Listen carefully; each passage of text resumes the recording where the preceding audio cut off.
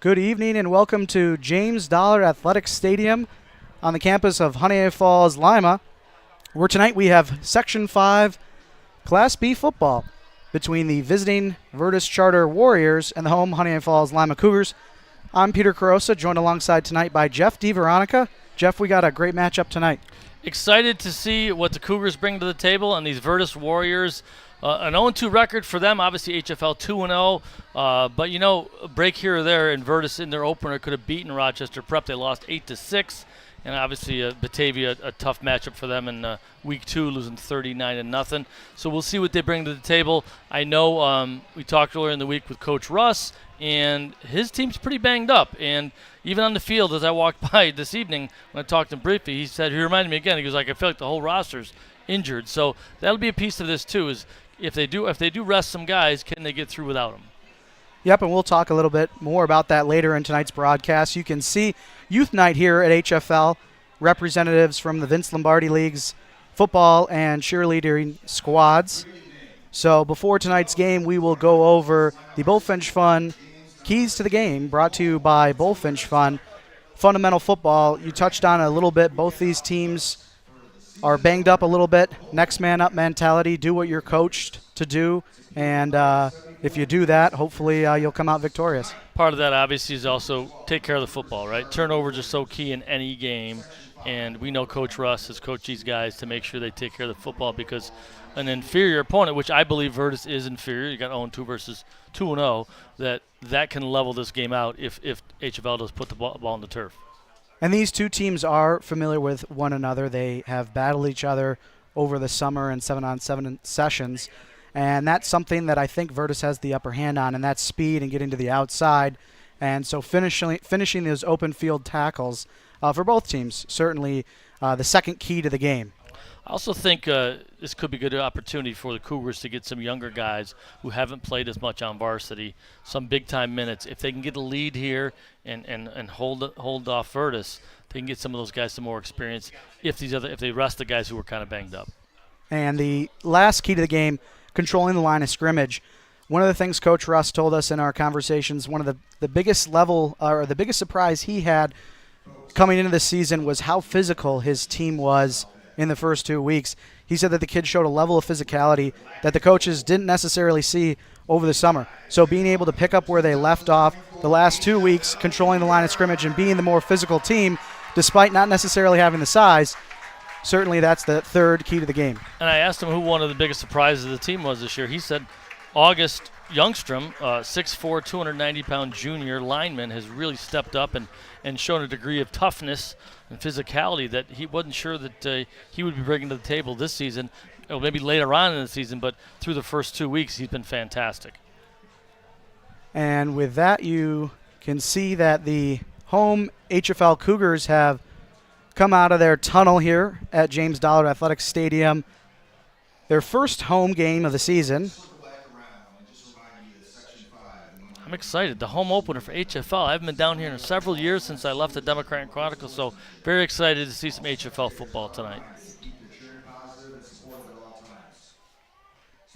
It's also mistaken for Alex Brasky on the sideline already. No, he's not due here until homecoming on October 5th. Couple weeks when away. The Blue Devils come to town. So Vertus, for those of you at home unfamiliar, they're a newer football program. It's still in, this is going to be their 4th season. Haven't had a ton of success, but sometimes you gotta crawl before you can walk and then run, and we'll see what they can do tonight. They have a few injuries too. They're a little shorthanded, and we did get some of their key players. Brian Holloway is the quarterback. Running backs Israel Fluitt, a junior, and also Jeremiah Ray, another running back. So as the two teams get lined up for the national anthem, that'll be played here on the air by a recorded rendition by the Honeoye Falls-Lima Select Choir. They'll have a live national anthem, I believe, sung here in the press box. Oh, say, can you see by the dawn's early light what so proudly we hailed at the twilight's last gleaming?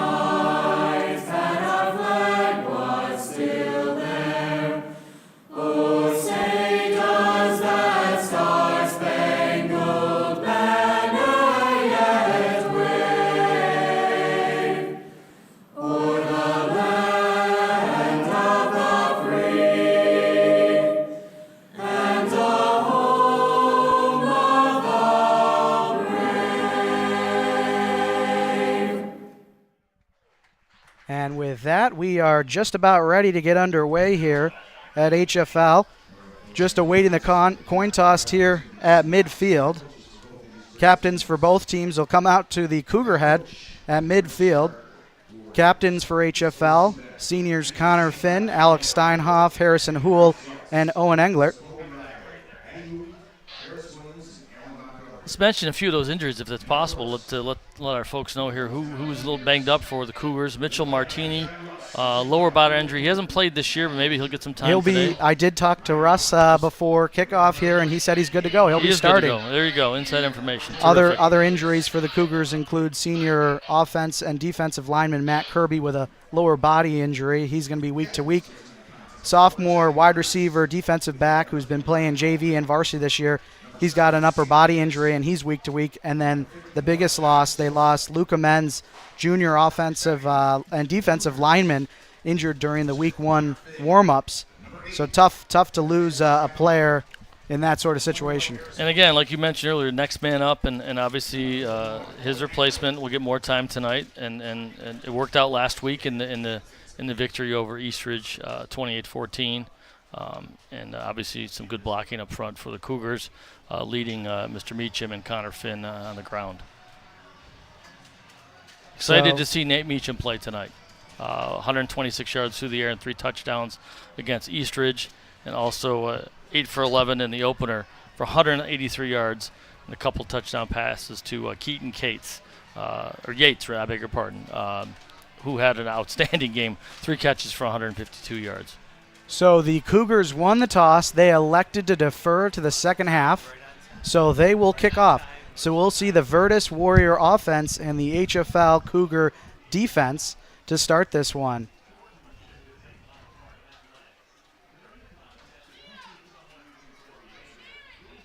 It's going to cool off a little bit as the sun goes down, Peter. And it's a little muggy right now, but low 70s as we start this ball game. And obviously, these young guys are in shape and ready to go, and it's week 3. It's not it's the home opener, so they're pretty. The adrenaline's going right now, but I'm sure they're excited to be playing in their home stadium right here in front of their family and friends. Yeah, looking through the depth chart for both these teams, quite a bit of names playing 2 ways, so that just adds into the need for conditioning late in these fall games.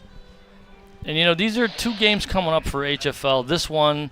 Certainly they're favored, and then Rochester Prep will be favored next week too, leading up to that big Batavia game. And this is where Coach wants them to have their blinders on and to play HFL football every single snap and not let up, because you could look ahead, but you can't do that in this game.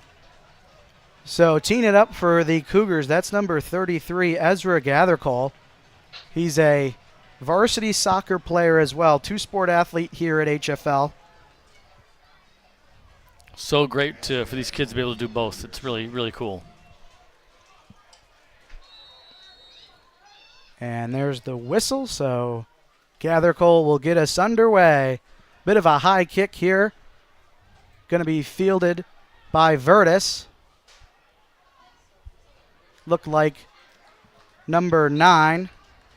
That's Jeff Denson for Vertus. That'll let us see the defensive player to watch here for HFL. Brought to you by Bullfinch Fund, invest right here. And that's Harrison Houle, middle linebacker, senior. Talked to him before the season started, and he told us about making the jump from outside linebacker to inside linebacker this year and having to learn how to read a defense from, being that middle backer position, having to read the keys a little bit differently. And he'll be the captain of the defense, getting the hand signals from the defensive coordinator of HFL. The Warriors come out in a doubles formation to start the game. Brian Holloway at quarterback, number 2. First down play, going to be a handoff. Believe that was to number 4, Israel Fuet. Check that on the replay. Yep, and it was Chris Settles coming in from his defensive end position. That'll give us a chance to take a look at the rest of this starting lineup for the HFL defense. Brought to you by Bullfinch Fund, invest right here. And taking a look at the defensive backs for the Cougars. Some familiar names and some great two-way players there and great athletes here for the entire HFL program, not just football. So it's 2nd and 10 for the Warriors. Design quarterback run play by Honeoye. And he's going to maybe get a yard there on 2nd down. Great job of gang tackling there by HFL, led by Holden Cam to lead the way, number 7, and just stopped him there at the point, and it's going to bring up a 3rd and long here for Vertus, which is exactly what you want if you're the Cougars to start this ball game. Don't give these guys any hope that they think they can move the ball. So HFL defense has been great on 3rd down, stopping opponents out of 66% of the time they've stopped opponents on 24 attempts. We'll see if the Warriors can pick up a new set of downs here as the quarterback steps back to pass, and that's going to be incomplete. Honeoye looking in the direction of Caleb Nix. Good anticipation there from Carson Meehan to break up that play and go low and knock the player and the ball free, and it brings up a 4th down. And a quick punt here, 3 and out for Vertus. So Vertus looks like they are. Oh, now the punter starts to move back here. And initially, I thought not very maybe deep they were, though, is he? Is he, Peter? No, he's I'm not convinced this is a punt. It is a punt. And that's going to be blocked and fielded by Connor Finn for the Cougars. And they're going to set up with great starting field position inside the Vertus 30-yard line. Well, that's our first surprise of the night because that was strange. I've never seen a punter line up that close to the line of scrimmage. And see, it may have hit off 64 for HFL, would be credited with the block there, August Youngstrom, or maybe off one of the Vertus players, hit him right in the caboose. But in any event, certainly the beneficiaries there, HFL gets to take over in great field position. So player to watch for this HFL offense. Quarterback Nate Meacham, we mentioned some of the stats from last week, completing over 70% of his passes, over 300 yards and 5 passing touchdowns. Cougars come right out passing it to number 3. That's Mike Meisensall, who caught it on one knee, so he's automatically down. So that'll be a loss of a couple yards for the Cougars. As we take a look at the rest of the starting lineup, here's the offensive lineman for the Cougars, brought to you by Bullfinch Fund. Invest right here. Tough break there, in college level and high school level. Once the knee touches, you're done. It's not the NFL, and he caught it basically with one knee down. So it's a loss of a couple yards, and I actually think that was a lateral, not even a forward pass. So they're going to say it's 2nd and I think 12. I think he lost. No, more than 12, yeah, probably you're right. Closer to 16 as the handoff goes to Finn to the left side, and Finn will get back most of the yardage lost on that 1st down play. So that'll bring up 3rd and 10. Cougars on their opening possession here. We're scoreless. Boy, nice job of closing down there by Jeremiah Ray for Vertus, because it looked like Finn might break this thing, but he took him down.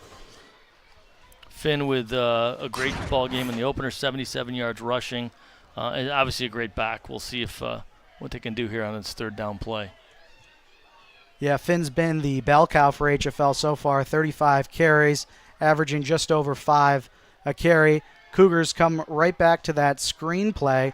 That's going to go to Keaton Yates in the backfield, and number 2, Brian Holloway's in the backfield for the Warriors to make the tackle. Pretty aggressive there. Didn't give much space at all, and good anticipation again here, and a good tackle, too. Brings him down by grabbing that jersey and brings up a fourth down. Now, we talked about Ezra Gathercole, the kicker for HFL. He hit a 37-yard field goal in that opening game against ER Gananda.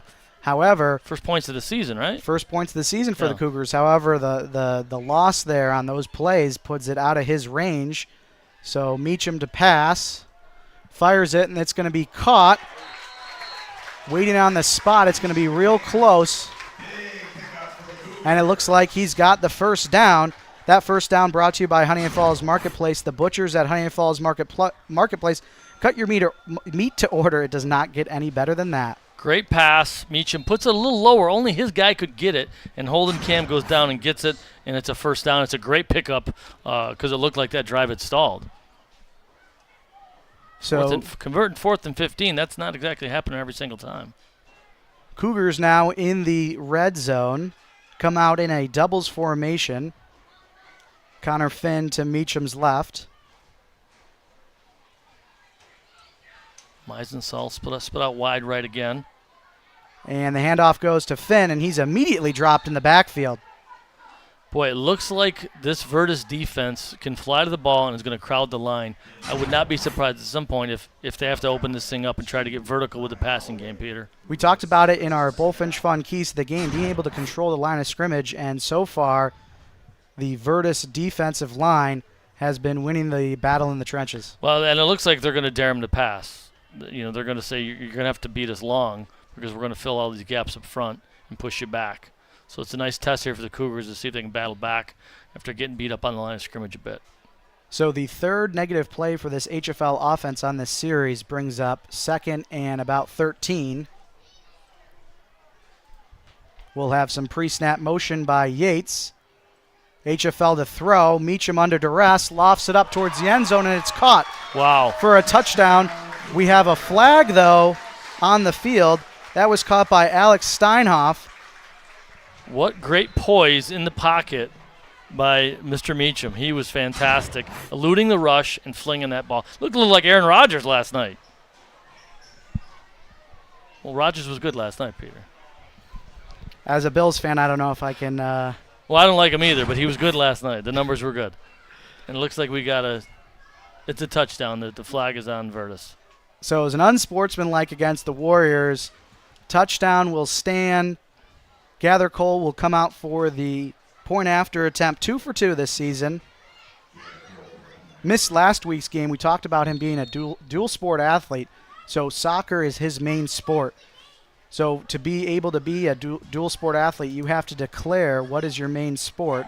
So the soccer team had a conflict last week. He was there. So Hudson Reed stepped in for him as the Cougars get the extra point thanks to Ezra Gather Cole's right leg. Credit Nate Meacham there again by getting a high snap and getting it on the ground for his kicker. But very impressed. Could we see that touchdown pass one more time? The eluding the rush was just a terrific play. Great little step up, and he just knew where he was going with the ball. Terrific play by Nate Meacham. And Steinhoff had gotten behind defenders to get his 2nd touchdown catch of the season. So Cougars strike first, 7-0. 6th touchdown pass of the season for Nate Meacham. That's pretty good. Just a quarter into his 3rd game as the starting quarterback here for the Varsity. And we talked a little about earlier in the week about his poise, his ability to think quickly, to check out of the wrong play or change a play at the line of scrimmage. Coach Rutz has been very impressed with Nate so far this season in doing that. So it actually looks like the personal foul penalty was assessed against HFL on the touchdown play. So the kickoff's going to be moved all the way back to their own 25-yard line. So Vertus should theoretically wind up with some excellent starting field position on their 2nd drive here. So that penalty had to come after the touchdown catch, after the play was dead. And here's the high kick. Vertus to field it inside their own 30. And that was number 22 for the Warriors, Jeremiah Ray, getting about near midfield. Another good drive start here for Vertus, and good tackling here to bring him down, because obviously you can tell if he gets ahead of steam, he can go. And it was 35, I believe, on the tackle. No, 32. Sam Oliver hanging on to his leg to bring him down. So we've got an official timeout here. I believe there's a issue with the clock here. The official had stopped it, I thought. Yeah. 6:30. 6:30. Hey, clock's gotta be 6:20. 6:20? Yeah. I misread the finger. So trying to square away clock issue. Clock on our broadcast unofficial here. We're just trying to match the scoreboard best we can. We're going to bring it down to 6:20, I believe they want on the clock. I don't know if our guys in the truck. Oh, no, we don't have a truck, but okay, they can take it down to 6:20. Perfect.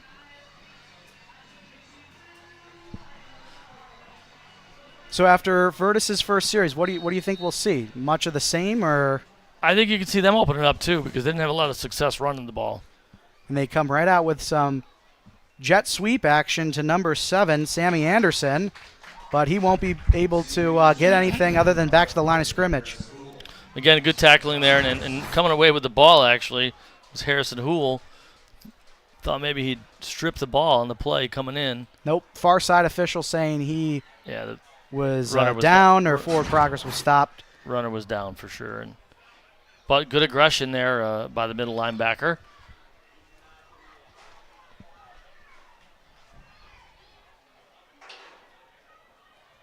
So it'll bring up 2nd and 10 for the Warriors. So they're trying to get the ball wide, the jet sweep, and there's a big wide side of the field toward us right now, so we'll see what they do.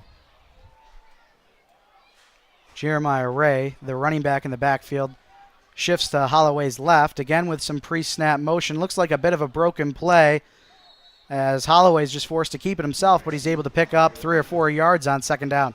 I wonder if that might have been a little run-pass option there for Holloway because it looks like he could have handed the ball off but kept it himself there. In fact, number 22 actually did a little palms-up action after that. Yeah, Jeremiah Ray kind of had his hands up like, what are we doing here? Why didn't you give me the ball? So I think it might have been play broke down a little bit there in the backfield, but it ends up being a positive play for Vertus. Sets up 3rd and 7. They're now in HFL territory just past the midfield stripe. Manageable, and I think we'll see them go for it on 4th down if they don't convert this. Would make sense. To throw, and that's going to be too high, looking in the direction of number 8, I believe. That's Michael Rogers Jr. for Vertus. He knew where he was going with the ball, just delivered it too high, and it looked like the Cougars had that covered anyway. Number 4, Carson Meehan was the senior defensive back, was coming up and ready to make a tackle in case that was hauled in. Good coverage again by the Cougars. So 4th and 7. We talked about HFL's success on defense against opponents for 3rd down, but 4th down, they're actually giving up. I can't tell if it's punting. That's punting formation, I think, Peter. This is a punt, it appears. Low snap. No, and I don't think he tried to kick it. He tried to kick it, and it looks like it's going to be a broken play and recovered by Sam Martin. Sam Martin, believe he's a sophomore here for HFL. The Cougars will end up again starting with the ball in Vertus territory. Youngstrom again was busting through and caused some problems for Holloway, who was trying to kick that ball there. So a good job by August Youngstrom breaking up that play, and no room for the quarterback/punter to get that one off. But I do think maybe he needs to be a little deeper in the backfield on the snap. Something certainly to work on. 4.5 to go here in the first quarter. HFL leading by 7. This is their 2nd offensive possession. Ball at the Vertus 49-yard line. They come out with 2 running backs in the backfield to start this series. Motions Houle out to his right, handoff Finn. Finn breaks the first tackle. The second tackle, lowers his shoulder, powers ahead inside the 25-yard line. And Connor Finn with an angry run there. Great run by Connor Finn, 24 yards. Getting up a little slow, but he's up now. He's okay. Just lowering his head and knocking over tacklers and then dragging them all the way to the maybe the 24-yard line. Great run, 25-yard pickup by Connor Finn. And that HFL first down brought to you by Honeoye Falls Marketplace at HFMP. 7 days of savings mean you save every day. Check out their website or circular for details of their daily deep discounted item. So one play into their second drive, both drive starts in Vertus territory. They're right back where they started the first drive at the 25-yard line. So great position here for the Cougars to break on top by a couple scores. And we're already late in the first quarter here. This first quarter is flying by. So after the Finn first down, they hand off to 22 Sam Martin. He's the 3rd string running back for this Cougar team. He's had a couple Couple carries so far, averaging about 2.3 yards a carry. Gets maybe a yard there.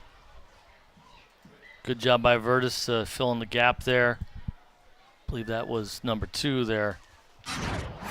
Mr. Holloway, the quarterback. Yeah, he's doing it all right now, Brian Holloway. Not so much on the punting, though.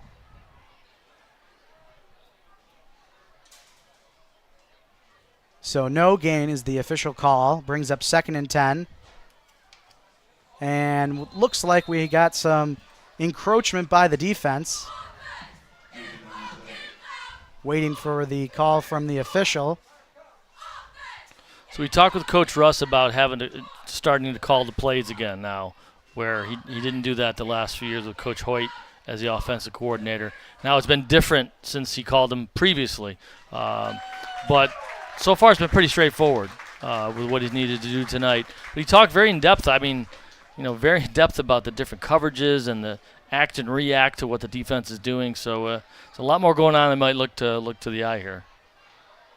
So after the 5-yard penalty, Cougars now 2nd and 5. Meisensaal goes in motion. Meacham rolls out to his right and looking in the direction of Martin. That falls incomplete. He was under pressure there, had to get it away. Good coverage downfield by the Warriors forced Meacham to look underneath, and he had a little bit of pressure coming at him too there, coming up from the edge, and the pursuit by one of the interior linemen too. So good job by Vertus getting some pressure, even though Meacham was rolling out right. And that was Brian Holloway, who's been all over the ball tonight.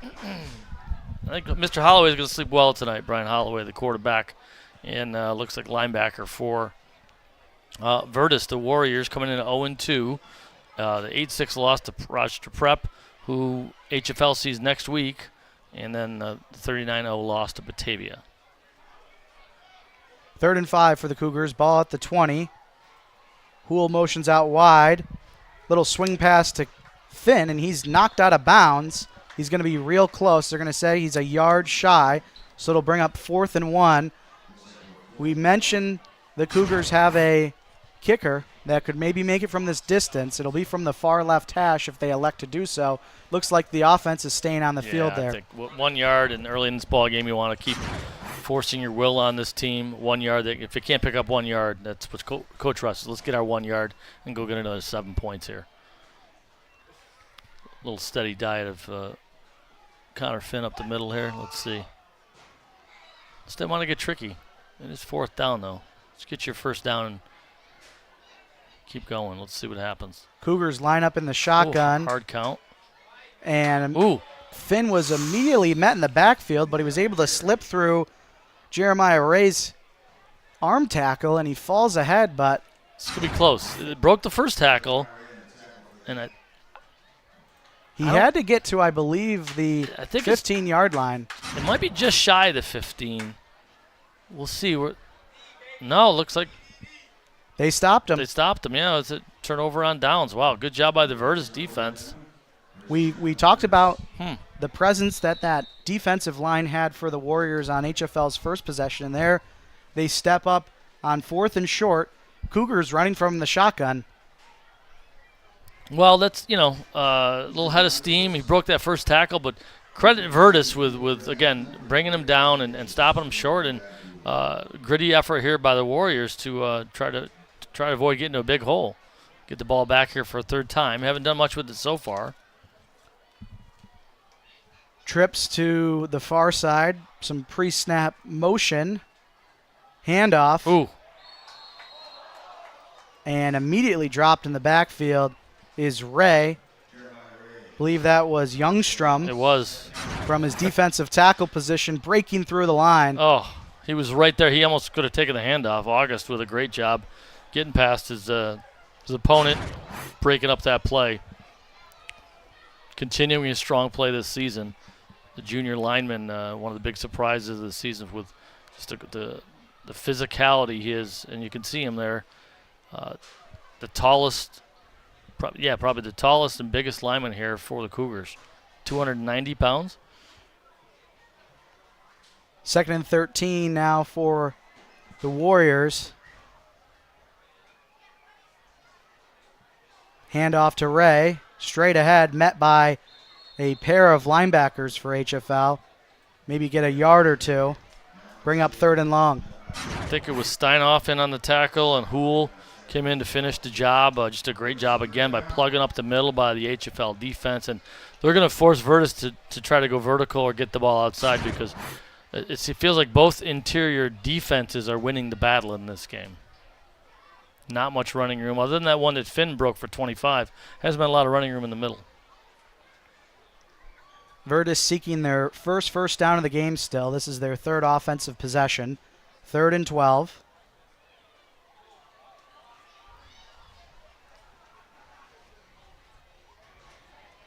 More pre-snap motion by the Warriors. Holloway to throw, lofts it up, and incomplete. Again, just a little high, looking for Michael Rogers Jr. Carson Meehan, another good job here, waiting and not interfering with the receiver, waiting for him to go up and then waiting for the ball and then taking him down. So another tough position here for Vertus. They couldn't get the last punt off, the 3rd punt of the game here. Looks like they're bringing in a different punter. Number 54 checks in Johnny Sosa. So 4th and 12 Check for the the snap here, Warriors. too. Low Tough snap. Sosa able to pick it up, get a line drive off, and this will take somewhat of a Vertus bounce, and it'll go out of bounds at about the Vertus 29-yard line. I'm wondering if some of the issues with the punting was that they don't have a snapper to get the ball back far enough. They did get a nice bouncer, but that's arguably the lowest punt I've ever seen in my life, Peter. For positive yardage. Yep, able to just pick a line there. And another great drive start here. I think they're the 23 the first time, the 49, and now the 30 for HFL. Another great drive start. But this is one where you got to come away with some points. You don't want to be down here again and not get some points out of it. Yeah, we're under a minute here to go in the first quarter. HFL, this is their 3rd offensive possession. Went for it on 4th and short last time, didn't get it. Here's a design quarterback run by Nate Meacham. He'll get about 5 yards on that run. Well, he's really done it well with his legs. He's 126 yards last week on the ground. And good positive yardage on 1st down for the Cougars there. And it looks like it's probably our last play of the first quarter. Yeah, Meacham hasn't run the ball often, but when he has, it's been productive, averaging about 11 yards per carry. We'll see if HFL elects to... I beg your pardon, that 126 was through the air. My fault last week. And clock hit 0. We'll see if there was a penalty before or if that's Does it delay a game? Which we have the officials talking to the HFL coaches. I'm wondering if maybe HFL thought that was going to be, this could be like a 1-second differential here. And it looks like everyone's acting like that's a quarter, so we'll take a quick commercial timeout here at HFL. Honeoye Falls Marketplace. Fresh breads, donuts, special cakes made every day from scratch. Our butcher still cuts your meats to order. Doesn't get any better than that. Hot pizza, fish fries on Friday. Order your favorite sub right here. Organic foods and healthy choices. And beer, lots of beer. Honeoye Falls Marketplace. We're true blue local. Uncompromised quality close to home. Tonight's game also brought to you by Bullfinch Fund. Fans who are sitting on IRA money that they don't know what to do with, or those who want to take control of their 401k money left at an old employer, should give Bullfinch a call at 624-3150. Did you know a working teenager can become a retirement millionaire just by starting a child IRA? Want to learn more? Call your local mutual fund, the Bullfinch Fund, at 624-3150. Bullfinch Fund. Invest right here. And tonight's sponsor, also Meehan Architecture, with the Meehan Architecture Sports Update. HFL boys soccer earned their first win of the season last night with a 3-0 victory over Batavia. Goals from Sean Quinlan, Brandon Pritchard, and Lucas Gould. Girls soccer travels up north, not too far though, to Pittsford Sutherland tonight, seeking their first win of the season. Kickoff was at 7 p.m. tonight, same time as our game. It's a great logo there from Meehan Architecture. You'd think of an architectural firm. It better be a good logo, right? Yep, Rob and all the folks at Meehan Architecture, big supporters of HFL Athletics. have been for a real long time. Appreciate the support of all of our sponsors. As the Cougars come out here, start of the second quarter, going with a pass play here to Mike Meisensal, who ends up getting tackled by the shoelace there after Holloway a gain again. of about 2 yards. Always ever. He just asked out of the lineup, though. He's coming out for a second.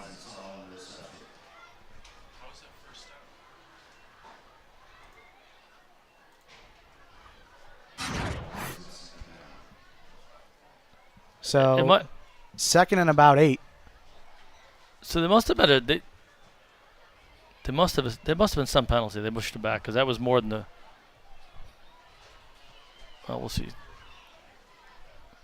Second down, empty set formation, and another design quarterback run play. Meacham straight up ahead, and he powers ahead to about the 10-yard line. So he's going to be right about at the yard line to gain. Bit of an awkward fall there from Nate, and he's got to lower that shoulder a little bit, young man. Those hits, you want to hit back at him a little bit too. But nice job on the gain, and brings up. It's got to be a short third down here, third and a couple. 3rd and 1, we'll call it. Probably closer to less than a yard though. And again, they come out in a shotgun formation, so they only need about a yard, but they're setting themselves up 5 yards off that line. Handoff goes to Finn. Finn cuts it outside. He's got the first, and he's going to be tackled by a group of Warriors inside the 10-yard line. That'll bring up 1st and goal for the Cougars. That first down brought to you by HFMP. Treat yourself every Saturday with a slow-roasted prime rib dinner and all the fixins from HFMP for only $18.99 each. Really good patience there, Peter, by Connor Finn, waiting for the hole to open up, and then once it did, sliding his way through, and knowing that he couldn't really do much with that. He got his 1 or 2 yards, and he was good. Sometimes, you've seen this before in the pros too, Stephon Diggs used to do all the time. You get down. They're coming at you. You get down before they hit you hard. Live to see the next play as Yeah. the Cougars have a bunch formation here on the near side, and it's a toss sweep play to Finn, and Finn going to be tackled at about the line of scrimmage. I believe that was number 9, Jeff Denson.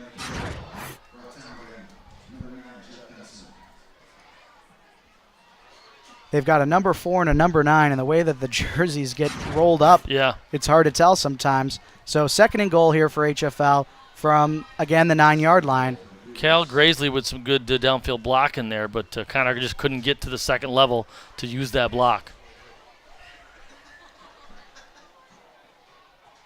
2nd and goal. Meacham to throw, looks to his right, lofts it up. Ooh. Incomplete, looking for Steinhoff. Just had to wait for the ball a little bit too long. Now you mentioned Cal Grassley, the left tackle there for HFL. So he must have checked in because we were under the impression that Mitchell Martini, number 50, was going to start at that left tackle position tonight. Had been hopeful coming into the game. Maybe didn't feel comfortable on the first couple possessions and got subbed out. Nice play by Michael Rogers, defensive back for Vertus to break up that play. Brings up a critical 3rd and goal here for HFL. We've been knocking on the door and not coming away from points, Peter. We gotta get some points. As you mentioned, 3rd and goal. Meacham fires a strike. And waiting on the call, they're going to say it's caught, yeah. Down at the 1-yard line. So it'll be 4th and goal from the 1. I think that was Holden Cam. Nice grab, low pass again, but picked it off the turf, and 4th and goal. Think the Cougars go under center here? I hope so, Peter. The shotgun, I don't know if it's really working that great, but we'll see what Coach Russ dials up here on a big 4th and goal. High school football, it seems like, has just completely abandoned going under center, and then when they do, the exchange is never that good, and it's fumbled. So here, 4th and goal, handoff to Finn. Finn powers ahead, finds the Meehan Architecture end zone, and the Cougars now have 13. Pretty simple stuff there. Great blocking up front by the Cougars.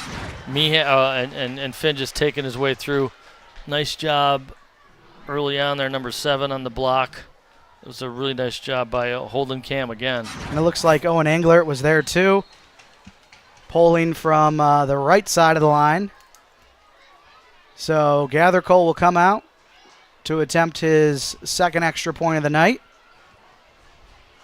Snap, hold, kick up, and it's good.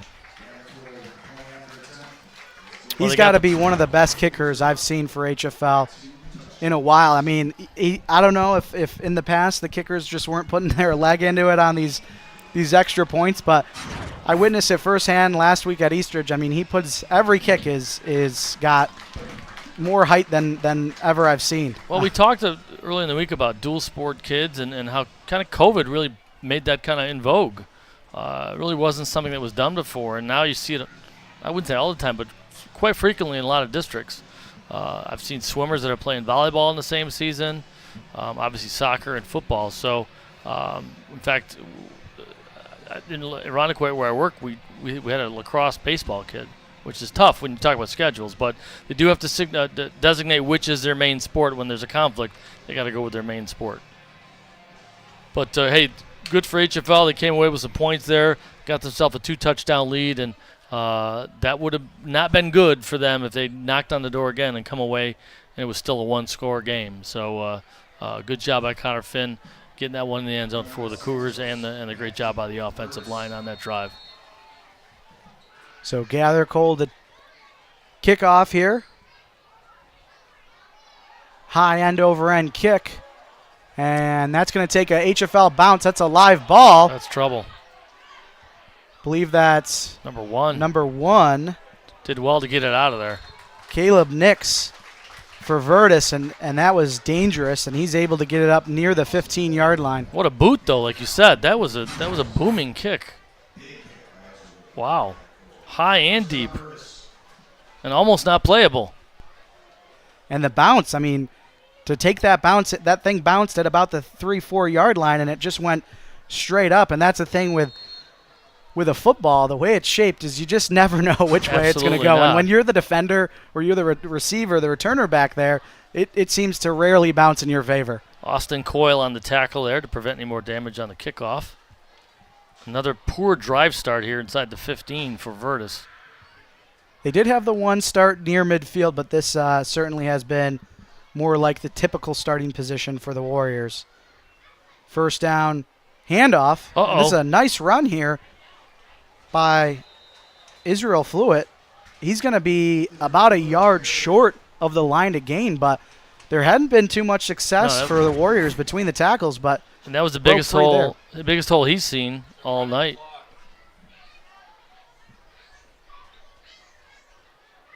So they're going to say it's a first down. So the Warriors get their first down of the game here with about just under 8 minutes to go here in the second quarter.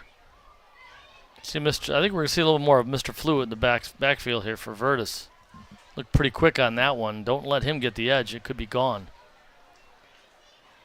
1st and 10, design quarterback run for Holloway. He takes a big hit and keeps going.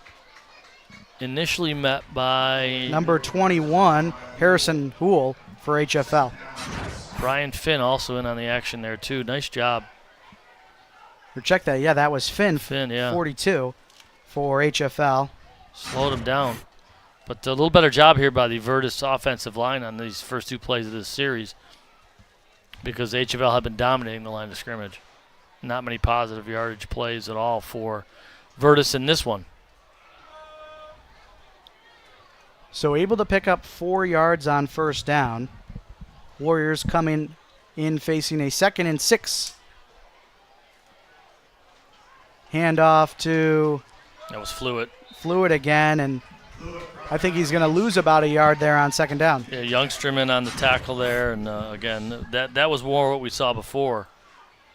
Yeah, look at August pulling him back and then getting some help on the tackle to finish him off too. So we'll see what happens. And you saw the use of his hands, Youngstrom, able to just out-physical the player and going just up look against at him. Look at how big he is. And those arms are pretty big too. So great job in the offseason. He's only a junior. Yeah, great job in the offseason in the weight room. And you can see him lining up right now, getting ready to blow up another play.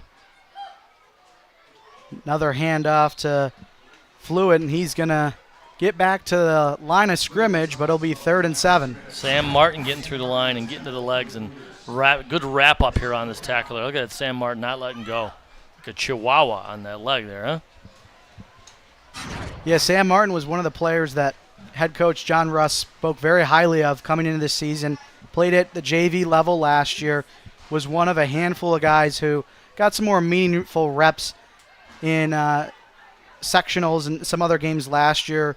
We've mentioned it numerous times, I know, on the broadcast in the past, but with the rule change, with JV players able to play 10 snaps and still be at the varsity level and then still be eligible for the next game, JV game, is certainly a benefit to player development, as we have a great punt here, and that's a live football, and it's going to be covered up by Vertus. So the first punt that was away there for the Warriors, and they're going to start with the ball here, or retain the ball at midfield. The snap was good, the kick was good, and it's a good result for Vertus on this one. I'm not sure. Yeah, that was number Tough 6. hit. Yeah, Sampson. Shane Sampson. Yeah, I think he took his eye off the ball because he had someone barreling down at him, and that's not uncommon. You could see him kind of look up just a bit, and that's why he lost the ball there. Yeah, so I think Vertus, that's a that was teachable their best play moment. of the game for Vertus. Teachable moment, too, for Sampson. Now he knows next time I can call a fair catch here. Or just get out of the way if you're unsure. So Vertus trying to take advantage of the turnover. Flew it, I believe. And Fluid able to get 5 yards. Yeah, 5 yards, good positive gain for Vertus. So, again, we talked about turnovers, right? That's huge. If Vertus can do something with this, it totally changes the complexion of this game, because the way they operate, it's probably going to take them right down to the half if they can, unless they break one. But yeah, this could be critical turning point in the game here. And something that Cougar fans are not going to be happy to see. Youngstrom was banged up on the play. He's now on the bench being attended to by the trainer. We'll monitor that, see if he checks back in. But certainly that would be a significant loss for the offense and defensive line for HFL. So 2nd and 10. Third fumble of the season for HFL. Handoff, and that's a live football. Another one. And still live. Nobody can get on this thing. Still rolling around. Wow. And it looks like after all that, the Warriors are able to retain that thing, but looked like 3 or 4 different players had a shot at that thing. Watch Carson Meehan. He came away shaking his head, and you'll see why in a second. I think that was actually Mike Meisensaw there, number 3.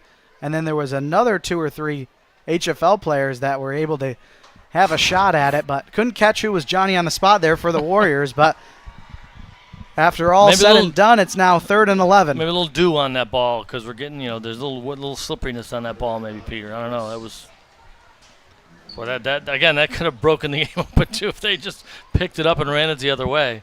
Yeah, it looks like Chris Settles might have had a shot at picking it up. Meisensaw just trying to jump on it. So Definitely. Closing in on the 3-minute mark in the first half. Certainly changed the complexion of the drive now. It's 3rd and 11. Vertus to throw. Lofts one up, and that's intercepted by the Cougars. Coming on the other way is Carson Meehan up to midfield. Look out. He's got one man to beat, and he's not going to be able to beat him. That's number 2. Holloway, the quarterback. Wow. Touchdown saving tackle by Holloway. Well, Carson wasn't shaking his head on that. He was just eyeballing this pass and taking it the other way. Great job here. Thrown into quadruple coverage, I think, Peter. Some nice moves here on the run back, but the quarterback who threw the interception does a nice job taking him down. 36-yard line, another good drive start. And you know that Coach Russ wants to get some sort of points on this drive. So the Cougars come out after the interception with 2 running backs on Meacham's left and right, but Meacham to throw. And that's going to be caught by Meisensaw and immediately dropping down. Pickup of about 6 yards? 7. 6, 7 yards. That's good play. It's just simple stuff. And you just look at that. Nate Meacham threw that ball before the break was made. Again, talked about the heady play of this young man, and you saw it again right there.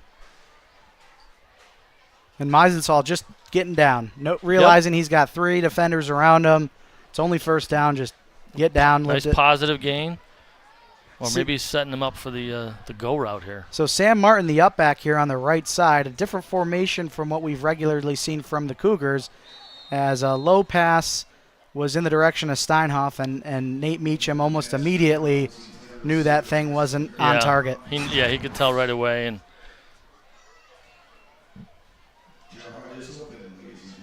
Stops the clock.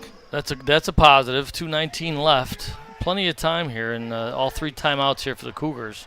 So we'll see what they can dial up here. I would not be surprised at some point they will take a shot deep. They haven't done that yet, and you can see Vertus continue to creep up a little bit.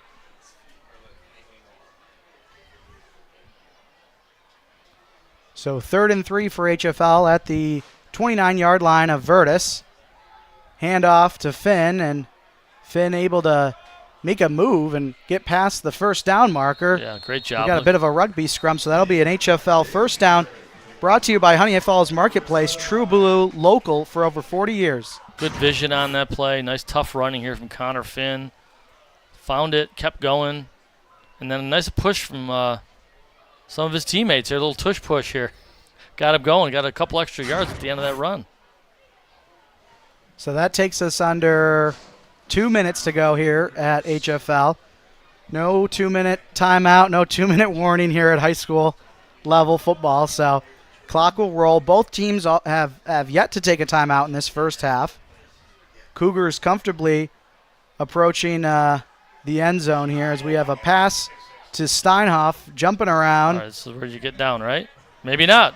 And Steinhoff elects to work to his left and ends up, I think, ultimately losing yards from where he caught the ball. It'll be a positive play.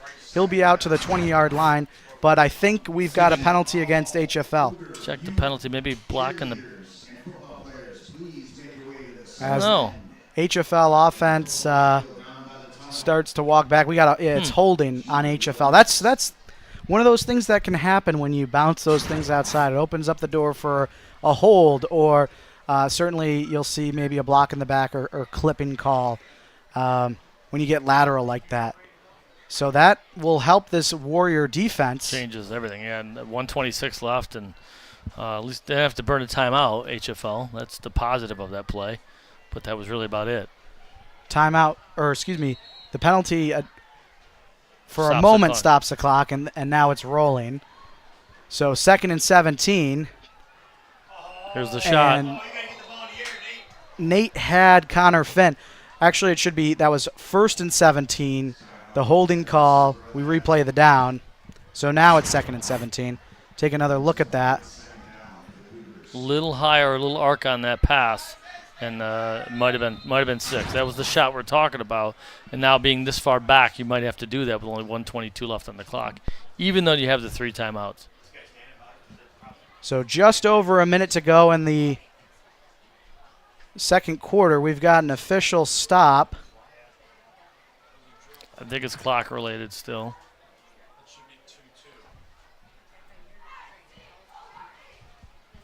Hey, 118 on the clock. 118. So clock should read 118. It's the officials have no way other than just shouting up to the press box to let the clock operator know what the time should be. So You got to get some walkie-talkies, Peter. You could probably outfit them with those, right? Here we go. hey, if that means miking up the officials and we can get the calls that would be live on the cool. broadcast, I'm all for it. 2nd and 17, Meacham to throw. Under pressure, Pressure. has to just Arm is hit. toss Oh. it up. Incomplete. Number 1 there. Caleb Nix had a shot at the interception. That would have been significant for this Warrior team. Good pressure here by Vertus, and his arm is hit as he lets it go. I hope he's okay. Nate, that's sometimes a recipe for injury, but looks like he's fine. Talking to Coach Russ getting to play and running it back in here. You had a graceful fall there. Made sure not to land on anything or anybody else. So 3rd and 17 now for the Cougars. Clock stopped. Well, that's one of those interceptions that should have been made, and now if HFL they could really make this hurt if they get some points here. So we have a timeout on the field. Believe that was called by Vertus. Their first. Tonight's timeout brought to you by the Mendon-Honeoye Falls-Lima Sentinel. Presenting tonight's broadcast, you can get local community news from the MHFL Sentinel on their website. Follow their social channels for up-to-date information. Proudly serving the community for over 30 years. Want to thank them for giving us the opportunity to broadcast tonight. Always fun doing Class B, Section 5 football. Almost to fall here. We got like two more sleeps, and then it's officially fall. One last couple days of summer here. Weather's been terrific, but starting to smell it when I get up in the morning. The crisp fall air means football, and that's something I always appreciate. Hey, and props to the Sentinel. Local coverage, local newspaper coverage, fantastic. That's what I cut my teeth in for 30 years as a newspaper person. So I've worked for the Chillicothe Gazette in Ohio and the Democrat Chronicle, and now an organization called the Sentinel. So happy to be here, and props for all you do for the community. So 3rd and 17 play. Meacham throws to the right, and that's going to be incomplete. Looking in the direction of Mike Meisensaal, and he just was never able to reel it in. So that's going to bring up 4th and very long. Boy, if he'd held that, it would have been a much more manageable 4th down if he could haul that one in. And kind of lucky maybe he didn't, because they were all over him, and a fumble might have been 6 points the other way. Yep, so 4th and 17. Cougars elect to keep the offense on the field. Probably take a shot towards the end zone, I would think. I mean, the line to gain is the 16-yard line. So the Cougars are going to have to likely draw up a long pass play here. Well, Coach Russ, this is it, right? This is what you came back to play call for right here. Give us your best 4th and 17 play that's going to get us 20 yards. Meacham to throw. Lofts it up over the middle of the field. And believe a player for Vertus might have gotten a hand on that and falls to the ground. Looking for Meisensaal over the middle. Pretty good protection. And just a little more arc again on that pass, maybe. It almost seemed like I don't know if that was just a misthrow or they weren't on the same page, because the ball and the receiver were not really in the same vicinity. Not sure if it was just a low pass that number 13, Tyler Allen, for the Vertus Warrior defense was able to get a hand on, or. Now, if you're Vertus here, Peter, what do you do? I mean, you're down a couple scores. You got your 3 timeouts. You got a minute left. Are you conservative here, or maybe all dictated on the first couple plays? You want to get into halftime and regroup, or? I mean, they got the ball to start the game, so they'd be giving HFL the ball to start the second half. You got to maybe aggressive. You pushed the ball down the field last time, and it resulted in an interception, as we have a penalty here that stops the play. I mean, the last thing you want to do is give the Cougars another chance to score, but at some point you got to get points on the board. So well, we'll see what Coach O.C. Bennett in his 4th year dials up here for Vertus. As we sort out the flag this here. One's going to go against the Warriors. So we've got a meeting of the minds. Big meeting here. All 5 officials. Oh, there it is. There's the Jeopardy theme. You knew it was coming.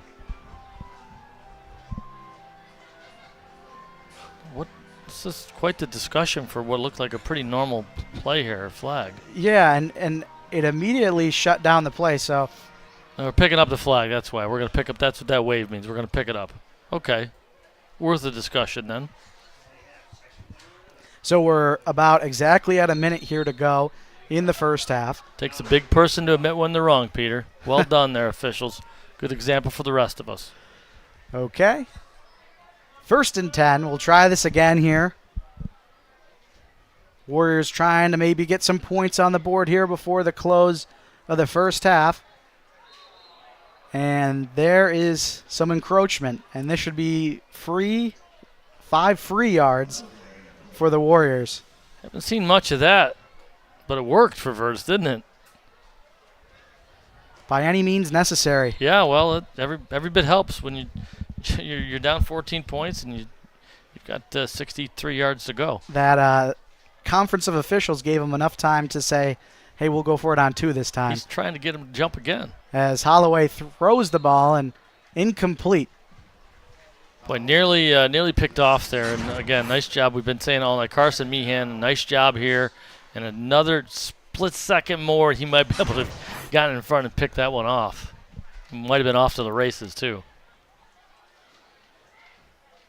So that'll stop the clock with about 57. Let me give you a scenario here. 57 seconds left. HFL has 3 timeouts.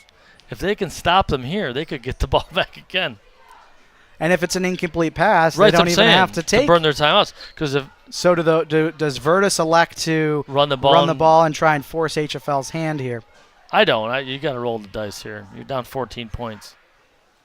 So they're going to throw on second down. Lofts it up. He's got a man, but just can't connect with him. Looking in the direction of Nix. Play took all of 5 seconds. Now it's third down. HFL's going to get this ball back, Peter.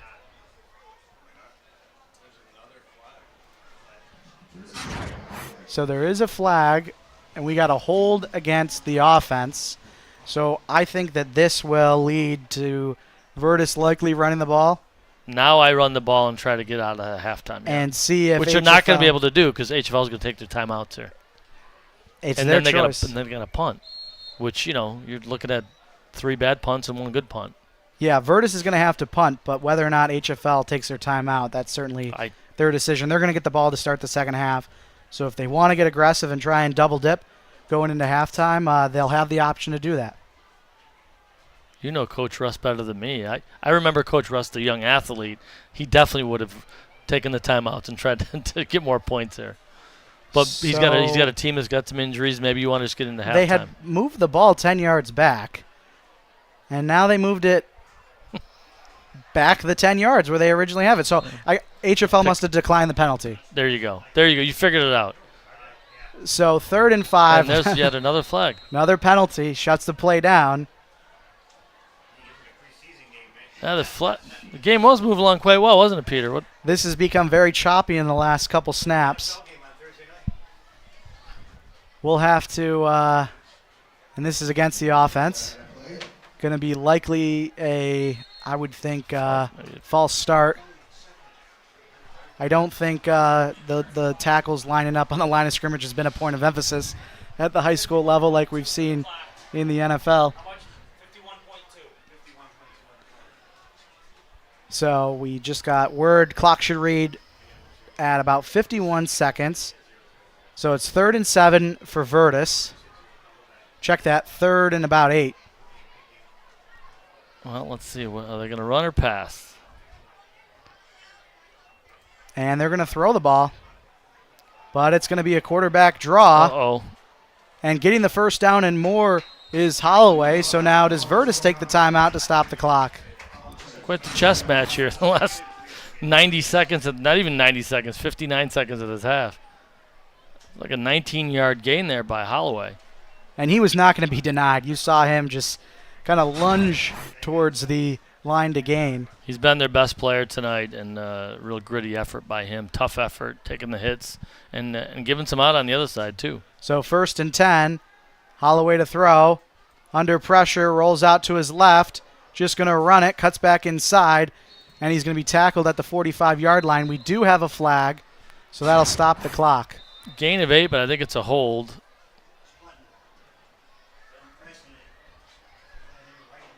So this will likely negate that gain of about 8 yards. If the penalty is accepted. I think you got to accept this one, push him back. But again, there's somewhat of a conference. Well, we got a timeout too. It says. So I believe HFL is accepting the hold. So there's no timeout. So Vertus still has 3 timeouts, or 2 timeouts. Excuse me. They had used it earlier. But HFL accepts the penalty, so that'll mark off. I feel like this whole thing just got stuck in the mud on a turf field, but we're just going back and forth. Okay. Maybe now you just run the ball and try. It should be about 2nd and We'll call it 18. Nope, 1st and 18. Negates that play. Never happened. Okay, 1st and 18. Handoff to the near side. That's number 7, Sammy Anderson. Able to make a couple moves, get out to about the Vertus 44-yard line, and we've got a timeout. Harrison Hool on the tackle here. Nice job. So we've got, we'll call it about 12.4 seconds left. And we have a timeout. I'm not sure who called it. And Owen Englert also in on that tackle. So it's going to be 2nd and about 14. Very interesting close to the half. And I think at this point, again, I'm not sure. It looks like it was Vertus Vertus was the one who took the timeout. If I'm HFL, I'm assuming I'm just not letting anything get past me. No, and now it's just let's get into halftime. There's not enough time left to do much, really, even if they were to get the ball back. So I think even though it's 2nd and 14, I think John Russ probably just wants to get into halftime and talk to his guys and say, look, we got a 2-score lead. Let's double it up in the second half and get out of here. So after the timeout, Vertus will be facing a 2nd and 14. 17 seconds. Or excuse me, 12 seconds. So maybe with one timeout, if they can get something out of bounds, they can make this clock last 3 plays, best case scenario. But I expect them to maybe try and go deep here and then use their final timeout and then just chuck up trying one. to fire one to the end zone, right? So low snap. Holloway picks it up, lofts it up. Oh, boy. And that's intercepted. And Martin wanted to get up and return that one, but he's down. So HFL winds up with the ball at the 49-yard line of Vertus. I think the ball's tipped here by 55. Yep, it looked like Settles might have gotten a palm on that one, or at least a fingertip. So Well, I bet the Cougars. Do we take a knee? What do you do here? I wouldn't be surprised if they just come out and take a knee and content with the 2-score lead and go to half. Well, I don't know. Maybe I think I want run play and see where it goes and call a quick timeout. And Yeah, it throw looks the like end zone. they're calling a play. Oh, they're farther back than I thought, though. I thought they were going to go. They're going empty set, 5 wide. The Riverboat Gambler, John Russ. Here we go. So 7 seconds to throw.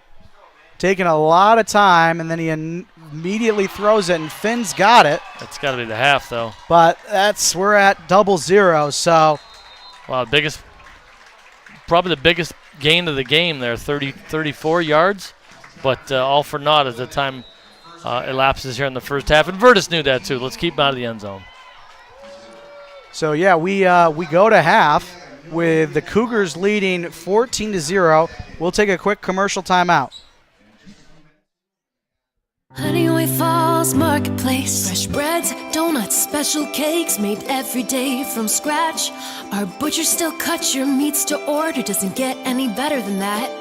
Hot pizza, fish fries on Friday. Order your favorite sub right here. Organic foods and healthy choices. And beer, lots of beer. Honeoye Falls Marketplace. We're true blue local. Uncompromised quality close to home.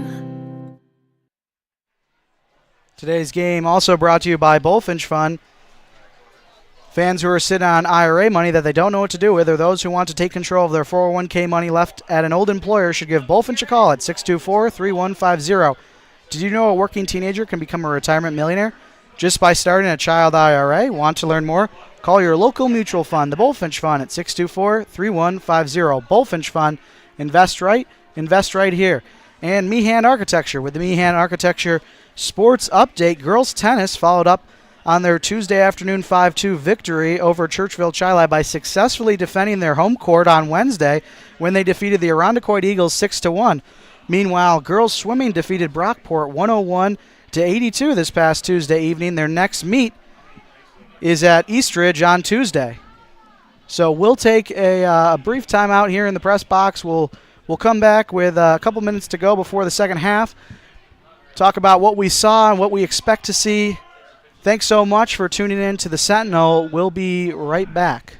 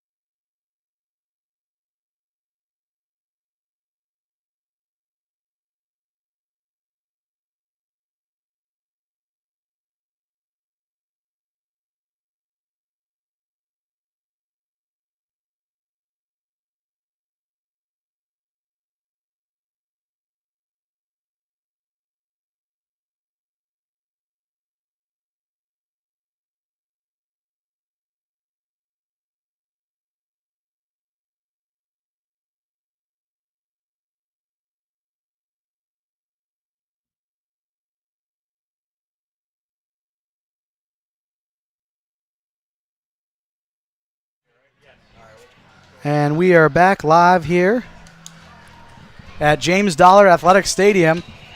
14-0 is the score between the home Honeoye Falls-Lima Cougars and the visiting Vertus Charter Warriors. And we've had youth football night. We tried our best to capture that for the viewers at home as the Cougars varsity team back out on the field warming up. Jeff, what were your main takeaways from the first half? Well, I think that whatever team that owned the line of scrimmage ran the ball and did it well. I think if you're HFL, you have to come away feeling like we should be up by more than this. We didn't get enough of all those drives into the red zone, and we need to take this first one down and put this game away. This game is far from over at 14-0. You know how quickly things can change. Look at that punt turned into that turnover. Vertus couldn't do much with that fumble, but I think for HFL, you're a little worried that this is not a bigger lead than it is. But I feel like Vertus is a little limited in what they can do, and certainly just running the ball and passing. So we'll see what HFL can put together on this drive, because I think points here, in fact, a touchdown here goes a long way to ending this game, which is what you want if you're HFL. Yeah, and I think you mentioned it. You know, it's only a 2-score game, but it just felt like the Cougars had a lot more opportunities to get this thing probably maybe 3 or 4 score lead going into half. They had that 4th and short there early in the first quarter that they couldn't convert in deep into Vertus territory. Then there was a 4th and forever in Vertus territory. And then there was the fumble on the punt. They were in the red zone 4 times, I think, and only came away with a couple scores. So, or at least knocking on the door 4 times in the red zone. But we'll see. I mean, that being said, they've played pretty well. They have not been threatened. Their own end zone hasn't been threatened at all. Vertus has, I think, got it over midfield like once, maybe twice late in that. And then, of course, the penalties took them back in that little crazy end of the half with all the penalties and stoppages of the clock. But we'll see what happens. But, Meacham's played well. I thought defensively, Carson Meehan has done terrific defending some of those pass plays. I think he's been very important. We'll have to check and see if we've seen the big fella. Mitchell Martini or August Youngstrom. Youngstrom come back in, yeah. Both checked out at different points. We'll see if they I see August on the sideline, and he's got a water bottle. So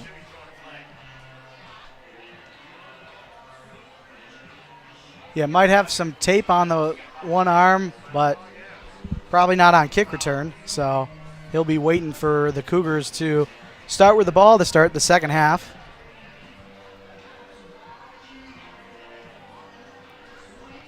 Trying to find Mitchell here on the sideline, number 50.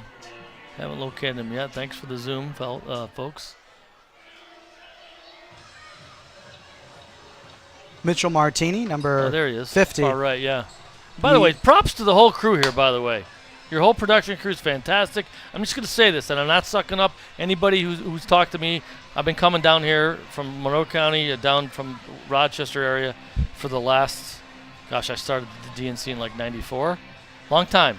Almost 30 years, right? No, 30 years. I love this community. I've always thought it's like the smallest, bigger community in the whole Rochester area. I'm from a small town called Canastota over in central New York, and this to me feels like that. So it's really cool. I've always loved this town and this community in the school district. And I have friends who live in the school district and great coaches I've worked with for over the years. And I even covered, like I said, I covered John Russ when he was an athlete. So it's kind of cool to at least full circle for me to now cover one of his games, even though I'm no longer a sports writer, but now he's the coach. So. And like you mentioned, we got the community on hand here tonight for the game, and certainly in the last, I'll say, 5 seasons for the Cougars, it has been perennial title contention for this football program. So obviously credit goes to John Russ and his staff, but when I was there, we were limping into sectionals at Class A. So coming down to Class B, huge thing. Second thing, Federation scheduling has been a powerful impact to HFL. They don't limp into the playoffs by getting beat up on Class A teams, and they can play people who that they'll see in sectionals, and obviously injuries happen, but they're playing the types of teams that they expect to play in October, and they've made the title game, I think 4 out of the last 5 years, and the community has embraced them. They were here during the rough times too, but it's been a great product on the field. Great coaching staff. What Mr. Donahue has done here too. The facilities, what you're doing, you guys and your crew are doing here, it creates a lot of pride in the programs here at HFL, and that's really important. So props to what you all do and what the coaching staff does, and from the top varsity all the way down to the modified. It's great for the community. You love sports growing up. I love sports growing up. That's why we're doing what we're doing, and it's great to see here at HFL. So we've got the ball teed up, ready to go here in the second half. Oh boy! And it looks like we're picking up where we left off. Having flashbacks. We've got a stoppage in play. It looks like the back official didn't blow the whistle. So there's the whistle. Now we can get this thing going here. Second half of play between the Vertus Warriors and the HFL Cougars. And again, another flag. Is that? Oh, no. That shuts down this play. Oh, boy. Just when you hope the Zebras can't see it, they see everything now, right?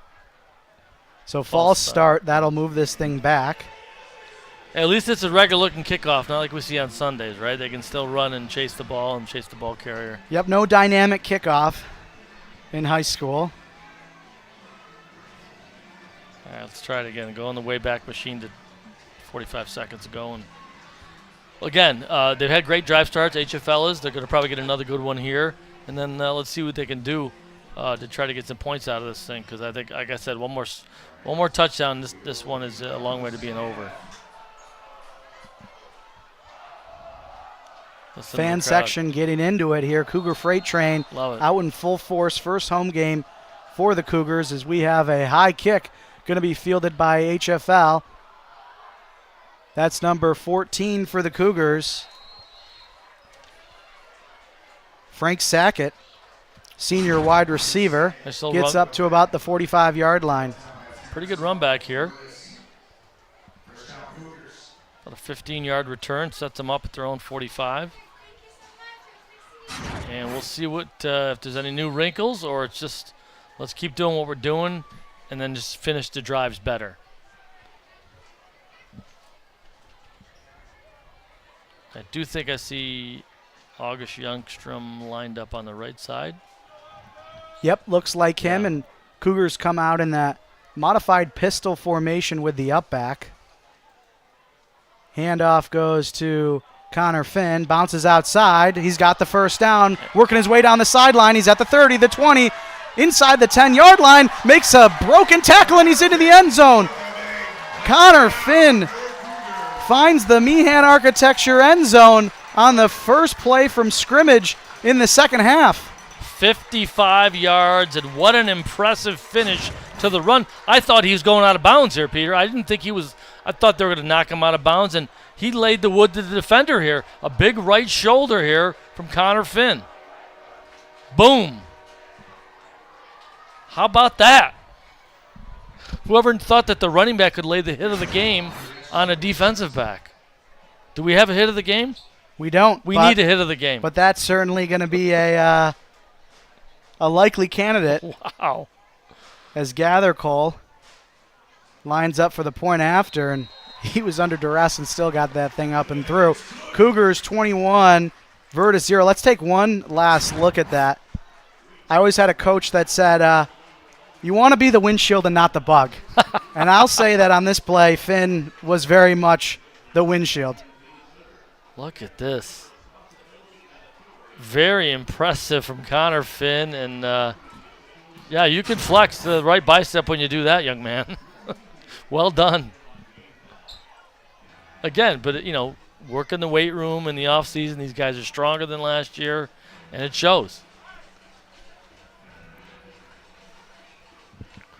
So Vertus now facing a 3-score deficit early in this third quarter. They've had maybe a pair of first downs in the first half. They're going to have to try and string together a good drive here. You can't get it all back in one play. It's all about just getting a couple good plays consecutively, a couple first downs, just something positive to build on. Well, they've run the ball with a little bit of success, and I think you'll see them start with that. The passing game's been pretty dicey for them. There've been a few passes, one interception, and then a couple other ones that could have been picked off. So we'll see. They just don't look very comfortable passing the ball. I'd like to see them do some misdirection and try to get some of their speedy players on the outside to try to shake this thing up. So Gather Cole kicks off, and that's fielded at about the 10-yard line. There was a minor bounce there. And here's a nice return all the way up to about the 39-yard line. So a great return for the Warriors. Number 3, I think, was not playing active today. Is it number 9? Trying to see these white jerseys are just a challenge. Looks like, I think that's number 9, Jeff Denson. Yeah. He's been the kick returner so far through this one. So this will be our second play from scrimmage here in the second half? It will be, and that's the first positive play for Vertus in this second half. Got to just get another one, string them together. Still reeling from that fin run. That was fantastic. Warriors, pre-snap motion, handoff inside, and there's Youngstrom. Yeah. Certainly seems to be healthy. Yeah, and that's the difference. You know, one of the keys to the game, win the line of scrimmage, and Youngstrom and Holden Cam there really took care of business up front, and not a lot of running room. That's a loss of a couple yards on the play. Just winning at the line of scrimmage. So it'll bring up second, and we'll call it 11 here for the Warriors. Settles and Owen Englert up there doing a nice job. I mentioned Cam. We've mentioned Youngstrom quite a bit tonight.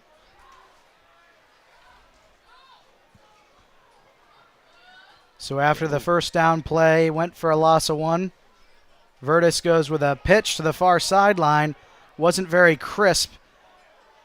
And that's going to be another loss of about 5 yards. Yeah, they were looking at like a 3rd and 19 now, and not the way you want to start the half. Poor pitch there. Good job just to grab that and not lose the ball. And good pursuit here by HFL. And they did try to get it out wide and use that speed. They just didn't have the blocking to get around the edge. It looks like we've got a injured player, maybe even a pair of injured players for Vertus. So that'll stop the clock with about 10:25 to go. It'll be 3rd and long for the Warriors once play resumes. Now, I don't think we'll get to this, but I did witness a couple weeks ago in the Irondequoit Eastridge game where both coaches can agree if the game were to get out of hand, they can do running time if this were to get to 35-0 and if there's a shortage of players on the Vertus sideline. Hopefully these guys are okay, get back and playing. Yeah, we talked about at the top of the broadcast, injuries has been somewhat of a common theme for both these teams. Yeah, there were a couple scratches in the lineup here for Vertus they told me about before the game. But certainly some of their playmakers. I want to mention Brian Holloway. He's been terrific for him tonight. He had that tough one on the punt he missed, but he's been great on defense and offense for Vertus as they try to keep building the program here. Looks like they're probably going to slip to 0-3, but we'll see. Yeah, they did not get the easy draw as far as schedule goes, getting Batavia and HFL back-to-back. And they're going to get them back-to-back. To end the season. To end the season. Yeah. Yeah, that was one of the things that stood out to me when I saw the schedule for the first time. HFL playing a home and away series against Eastridge. I've never seen that before. And then they're going to host Vertus twice at HFL. And you said there's only 5 teams in Class B. I believe so, yeah. Wow, it's bizarre. I know a lot of teams have opted to go to the independent league, but it is rather strange. It's certainly not what it used to be. And I think that Class B, unfortunately, has probably been impacted the most by the Wayne Finger Lakes Independent Football League. Now, that was allegedly supposed to only be a 2-year experiment. They're in year 2. They said, I believe, at the start of this season, yeah, we're still only planning to 2 years. So, certainly these other Class B schools certainly have to hope that some of the programs, if not all of the programs, return to Section 5, as it looks like one player might have gotten up, but we still have trainers on the field attending to the other Vertus player. Didn't get a number on the player. And you look, this is not it's not a big roster. I count about maybe 10, 11 guys on the sideline. So you're looking at about 22, 23 players. It's not a lot for a football team. Yeah, I believe they do have a JV program. That's good to hear. So I know some of the smaller schools, Class B schools, certainly once you get into Class C, it's more and more likely that you only have enough guys to field a varsity and a modified squad. But I believe Vertus does have the participation to have both a varsity and JV program. HFL JV football on the bye this week, so no game. So here's one of the comments Coach Russ made to us when we asked about this ball game and what his hopes were, and he said that it's games like this where we try to make the kids understand that you have to be fundamentally sound. There's some applause, so that means the young man's up. That's good to hear, good to see. You can get some bad habits, which might cause you to abandon your keys. We've been reminding him at practice this week, no matter who you play or what the score is, you have to do what you've been coached to do. Don't take plays off, right? Do every little detail you do against Batavia, do it tonight. And it's going to lead you to a victory. And they've done that for the most part. And they're in a great spot here, up 21-0. So it will be 3rd and 15 here after the injury timeout.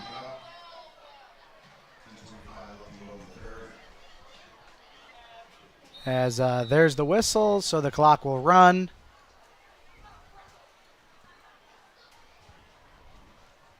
And when you have such a long break like that, I think that, obviously the injuries were both on Vertus, but a long break for the way those first and second plays went for the Warriors, maybe they could take the time to just collect themselves and pick their best 3rd and 15 play here. And it's going to be a pass. That's a good move, getting him out of the pocket. And it's going to be caught, and nope. I guess dropped. Incomplete, yeah. They're going to say incomplete. Do have a penalty flag in the neighborhood of the offensive line. Might have been a hold. Looks like they're right in front of the referee. So it's either going to be... they're going to decline it probably, yeah. Yeah. It's either going to be 3rd and even longer, or it'll be 4th and 15. I think based on the punting game, you'd probably just decline the penalty and make him punt. Yeah. Or make him go for it on 4th down. At this point, down 3 scores. They do decline the penalty, the Cougars do. So that keeps it at, should be, I believe, 4th. They're going to go for it. Now they have it, they just fixed it on the field. They had it at 4th. It's going to be 4th and 16. They're going to go. I give them credit. You're down 21-0. You got to get the ball respotted.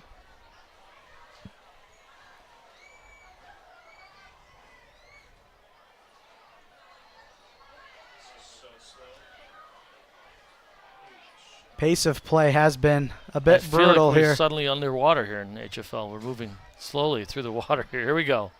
Or in sand, at least. The beautiful football, the baseball, softball complex in the background. That's great to see. Again, I told you, pride in facilities, pride in your programs. It's great to see here. And it looks like we've got substitution now by the Warriors. I'm going to guess that they're shifting it into a punt formation. Yeah, here we go. Yeah. We see number 54. That's Johnny Sosa. And he had a very good punt last time back there. Cougars failed to reel in that punt, and it led to a turnover. Can't tell who for HFL is back deep. Is there a play clock that we're using tonight? Here he goes. He's ready. Okay. 4th and 16. Warriors on the field to punt. The official has his hand up, so we were under 5. Uh-oh. Kicks Oh, he got it away. off. Nice spiraling kick fielded by Meisensalz at about his own 40, and he's just going to be escorted out of bounds just past the 45-yard line of HFL. Now it's run the ball. That's what it is now. You're John Rush. You're up 21. You want to chew this clock up, drive it down there, and shorten this game. And I've never coached it down in football in my life, but I think that's pretty obvious what they want to do here. I don't think you'll see them put the ball in the air unless they have to on 3rd down. And that's something that the Cougars have had the luxury to do in their first 2 games, being up by multiple scores and being able to manage the clock. Yeah, we got a cramp here. Meisenthal just went down with a cramp. Immediately hit. He actually flopped onto his back, and you could tell immediately he was just trying to stretch it out. Training around on the field now. Look, you get that's far left of your screen. It's just totally just a cramp, which is going to happen with a lot of the start and stopping here, right? Yeah, but and the temperature has cooled off. I'd say it's still somewhere in the 60s, so it's a comfortable temperature. It's not too humid and it's not too hot, but like you said, just staying loose is tough with a game so choppy. Here's a look at the sideline there. There's number 52, Luca Menz. I believe 61 degrees. Luca Menz there. He was the one they lost in warm-ups week 1. Seems like when the injury bug bites, it bites hard. Number 58 there for the Cougars, Matt Kirby. He got injured, I believe, last week at Vertus. So Meisenthal able to walk off under his own power, water bottle in hand. Cougars, 1st and 10, second possession of the second half. Handoff goes to Sam Martin. Martin ahead, and he'll drive over the defender and pick up about 6-7 yards. Nice little cut there and good hard running. Falling forward on the run here too. Gains you another yard. Nice job by Sam Martin. Up the gut.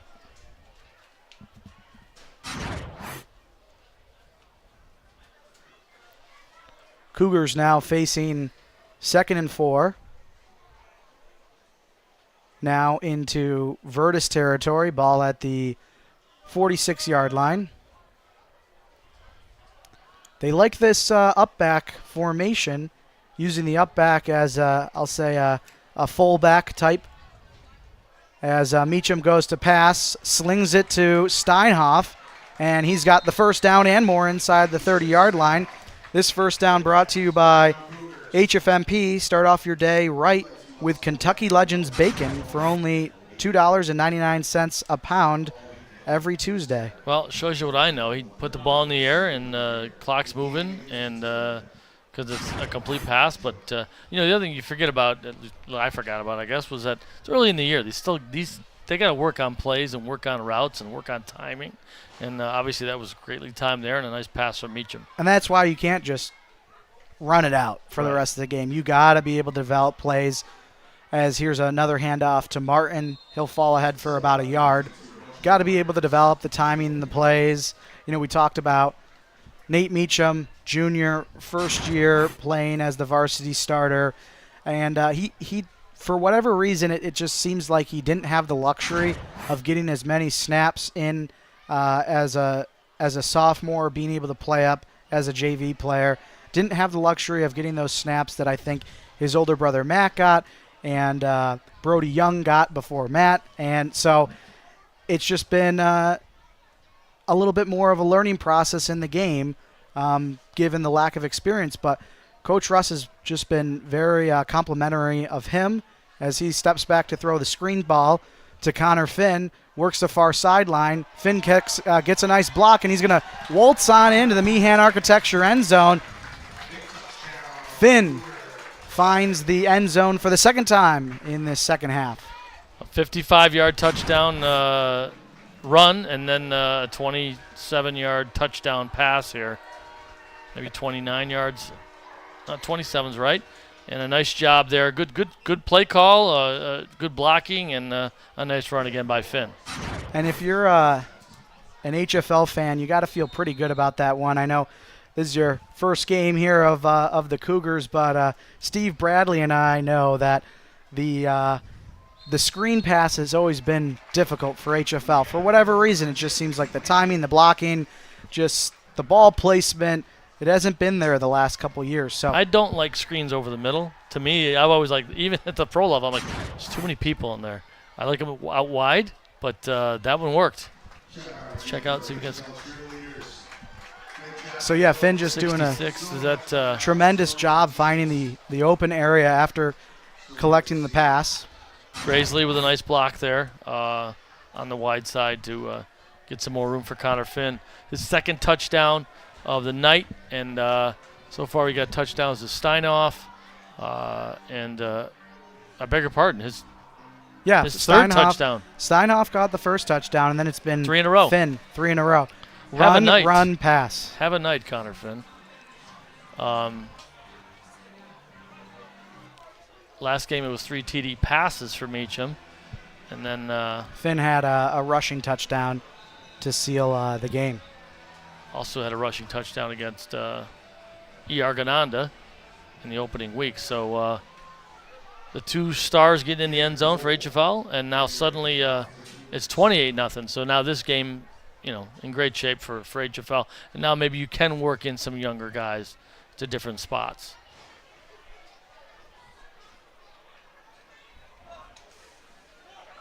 And again, I think if you're the Warriors, I mean, the plan doesn't change. It's just trying to string together some positive plays. It's tough when you're in this position for a second week in a row, but just keep working on the craft. Just trying to get a couple positive things together. Starts with a run back here. Get some good height on those kicks. And an excellent run back here all the way to about the 38, 39, maybe they're going to call it the 37-yard line. So similar to what we saw before, deep kick, but Vertus is able to get it near the 40-yard line. Now they just got to go forwards. We'll see what, exactly. Simple plays. They're not going to get back in this game passing the ball. They're going to have to try to get some better blocking up front. We'll see what Coach Bennett dials up as they try to move the ball here and get something positive going, because it's 2 drives and 2 scores here, and actually not a lot of plays, about 4 plays from scrimmage in the second half for HFL.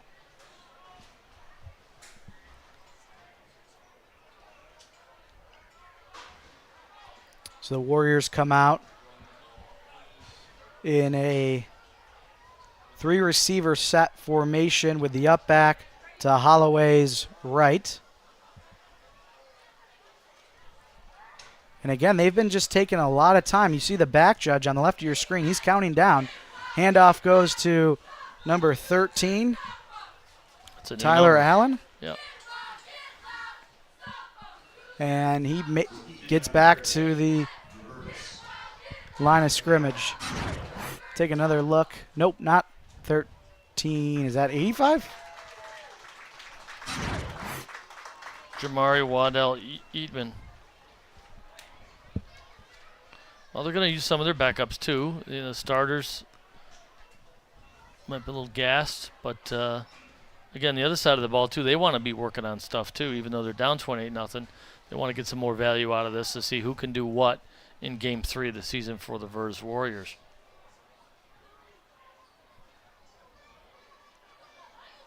Second and 10.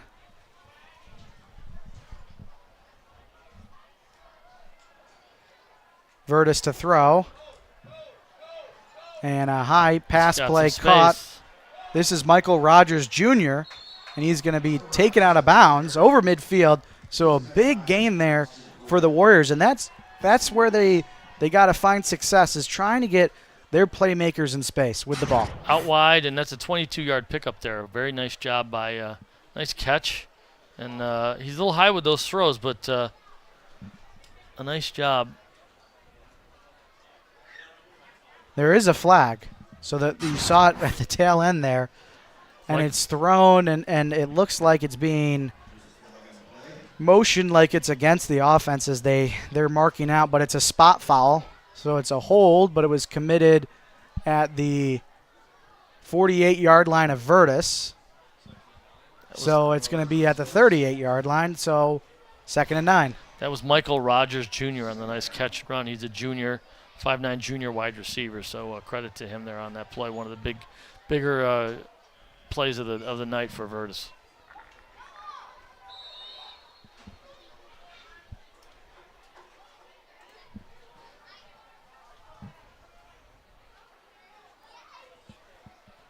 So 2nd and 9 after the holding call.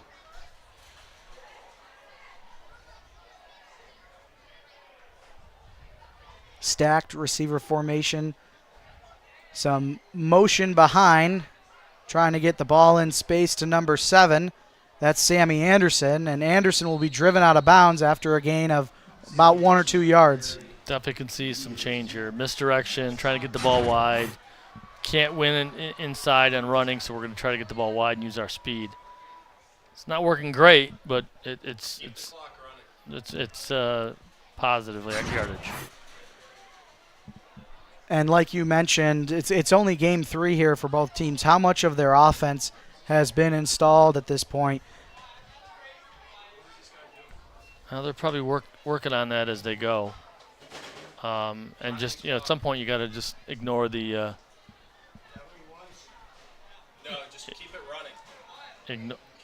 ignore the score and just play football.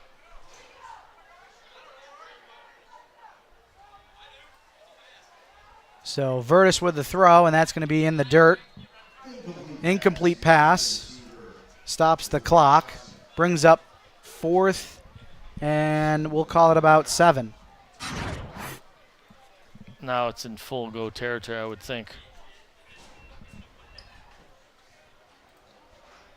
Short arm that one just a bit there, Mr. Holloway. He's had a good night, though, overall, I think.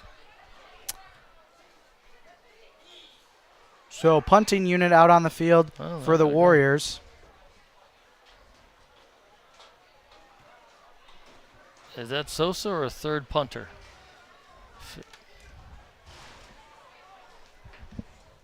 Hard to tell. Looks like 54 is Johnny Sosa, and I'm not sure if that's him. there's Vertus just trying to get 11 men on the field. That's the thing that happens when you have injuries mount up, especially in game, is, hey, guys who are normally on the punt team aren't available, so who's going to be the next guy to take that spot? As we have a low snap able to be fielded, punts away, takes a bit of a Vertus bounce. The ball will be downed at about the 31-yard line of HFL. So they'll get the ball here for their 3rd possession of the 2nd half. One of the better punts tonight for them. A couple of those early in the game would have been even more beneficial. It would have eliminated that great field position for HFL.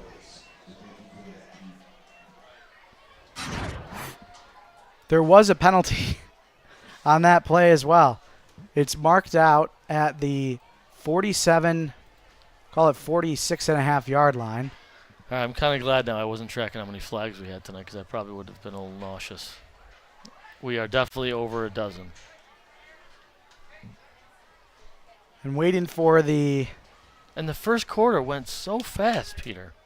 There weren't many flags. There was good yardage gained by both teams. So there was a blocking infraction called against Vertus, so that'll give HFL some free yards. Yeah, certainly not quite the entire first half. I'll say about 95% of that first half was going very smoothly, good pace of play, and then literally the last minute or so of the first half, it just became very choppy, and then we came right back out, and it was been much of the same. Last 59 seconds. And here's Martin dropped in the backfield. Wow, nice tackle there, number 74. Big number 74, I'll tell you that. Yeah, Jalen Thomas, the junior for the Warriors. Listed at 5'10", 350. that young man can eat up some space, which is what you want.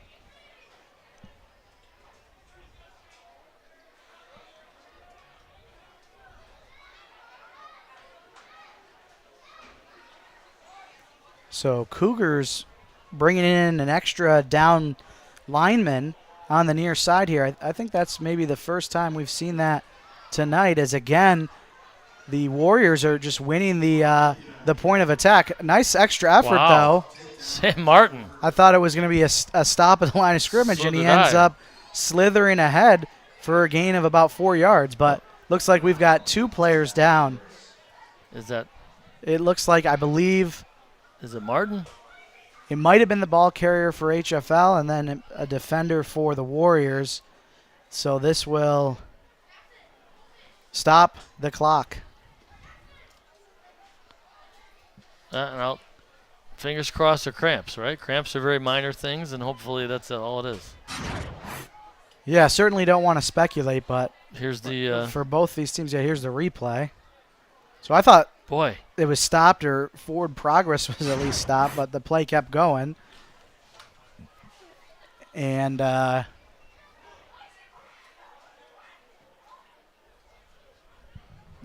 injuries continue to mount.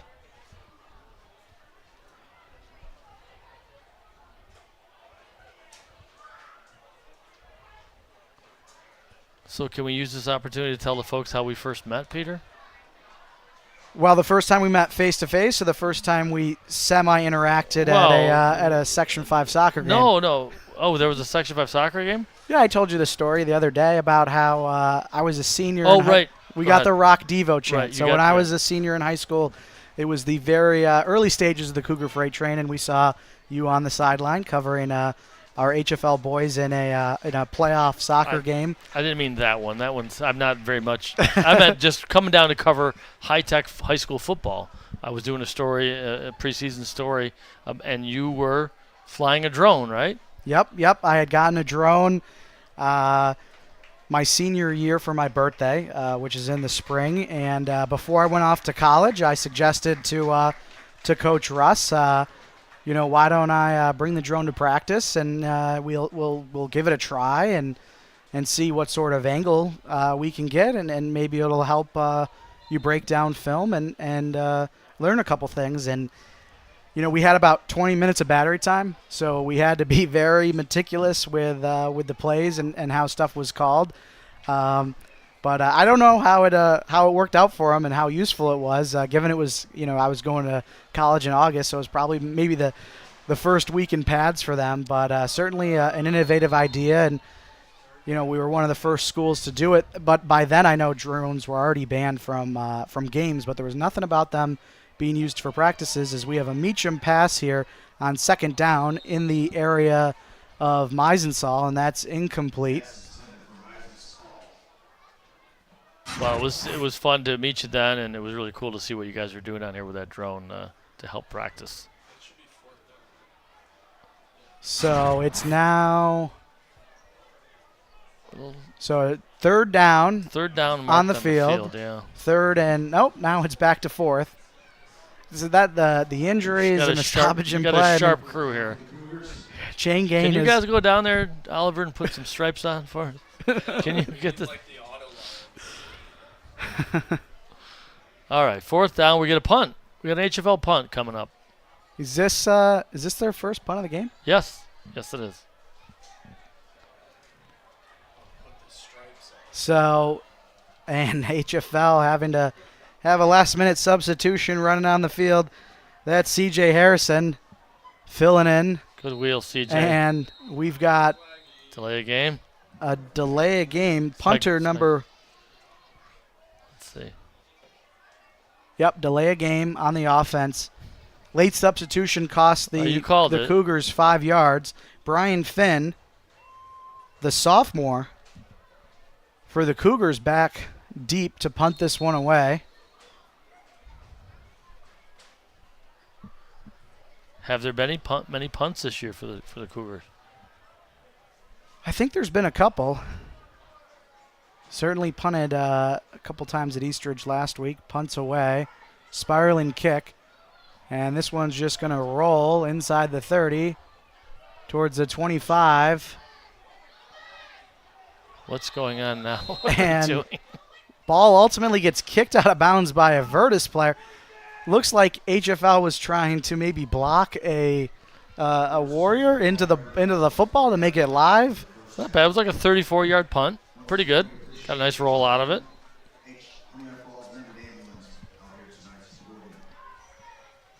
So Vertus able to get a stop on defense, starting at their own 25-yard line as we've got. You know what's good? The punt team some work too, right? We've got a penalty. Wait. Stop the presses.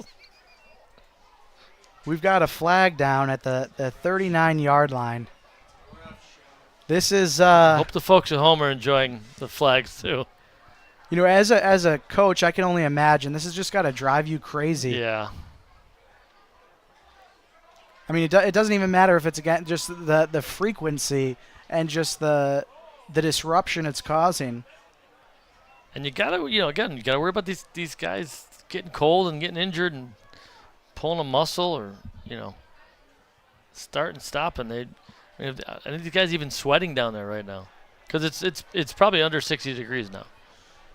So it looks like they're pacing this off from the 25-yard line. So it was against the Warriors, and this is going to put them inside or right about, looks like the 10-yard line is where this ball is ultimately going to end up. We'll call it the 9-yard line.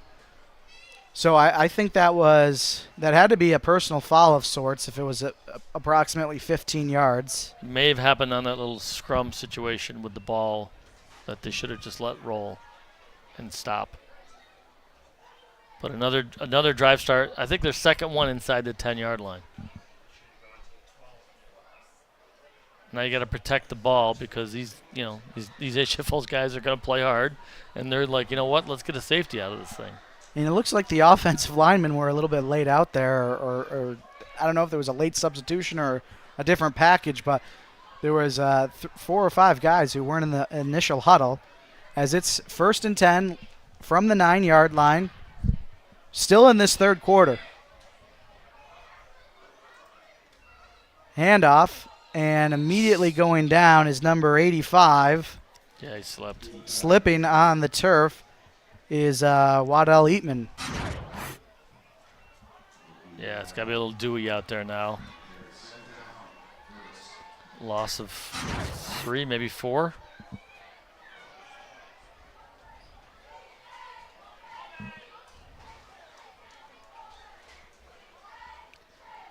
And that one was up the middle. That one was not trying to go wide. So Warriors facing now 2nd and 13. Holloway's heels are about at his own goal line. Hands off. Ooh, might be a... Not that I want to see another flag, but I thought I saw a face mask. Thankfully, no flag. But it is a loss. We'll take another look. Nope. He got maybe part of the upper part of the jersey on the grab there, but not a face mask nor a horse collar. 3rd and 15. You got to protect the ball here. It'd be interesting to see if they put the ball in the air. 3-minute mark now of the third quarter. Definitely want to try to get the ball out wide to one of their playmakers. And when Holloway catches this snap, he's going to be inside his own goal line. So Vertus is starting to get in a dangerous territory, especially if they're going to have to punt. Got to try and get some positive yards to at least give yourself a little bit more space. Design quarterback draw, and he'll fall ahead, maybe a yard there. But clock continues to run. I think that this is maybe the first time we've had 3 consecutive plays. Without a flag? Well, without any sort of stoppage. So Warriors now having to punt, facing 4th and 15. And punter's going to be just inside the end line here. And they've had trouble with the snap, so we'll see what happens. And if you're an HFL defensive lineman now, you're hunting the safety. Or a touchdown. And if you're Vertus and it's a bad snap, don't give up the touchdown. You'd rather take the safety, as we have a good snap. Yeah, good snap. And a not great punt, but it will take a favorable bounce and roll for the Warriors, and it'll be about at the 39-yard line. And Not bad. And again, it was just off the field of view, but there was like an HFL player that runs in when the ball's rolling. Stay away. Nothing to gain there, really. Yeah. Only bad could happen of an HFL player near that ball when it's rolling on the ground like Especially on a punt return. I can understand on just a punt. Down it, yeah. But all right, now as we head toward the end of the third quarter, I think you'll start to see more younger guys worked into the lineup. Maybe the fourth quarter even. So Hoole is the looks like a little bit of a change there. Finn becomes the up back. Hoole becomes the running back. And just when we're about ready to go, we got a timeout called by Vertus, which will give us the opportunity to thank the Mendon-Honeoye Falls-Lima Sentinel, tonight's presenting sponsor. I want to thank them for giving us the opportunity to broadcast football live to all you at home. You can follow along on their social media channels. Go to their website, mhflsentinel.com. They're a weekly community newspaper. I was on the website today. Actually, one of the my former colleague, long time ago with the Democrat Chronicle, Donna McKenzie. I know she writes for the Sentinel, doing a great job covering high school sports. Yep, she's the longest tenured employee with the Sentinel. Does a great job covering sports, HFL, Lima Christian, Wheatland Chili. They've been providing local community news for over 30 years. So give them a follow and become a subscriber today. And we're back at it, just like that. So Vertus down to 2 timeouts here. Cougars, first play. They come right back out in the same formation, and we've got the official waiting, and now we've got the whistle. HFL can run a play. 90 seconds to go in the third quarter. Just trying to get out of it, as we have some motion of a tight end. Handoff goes to Hoole. Hoole cuts inside, then works outside, churning out more and more yards. Nice run. It's going to be about a yard short of the first down, but a excellent run there by Harrison Hoole. Yeah. Some shifty moves here to elude some. He just made that one guy miss. And then some tough running at the end of this thing, too. Nice job. Just trying to churn yards out for the Cougars. Yeah, and keep the clock rolling and shorten this game up. But, yeah, that's a good run. So number 7, Holden Cam, he's the one who's been lining up as the extra down lineman or tight end for HFL.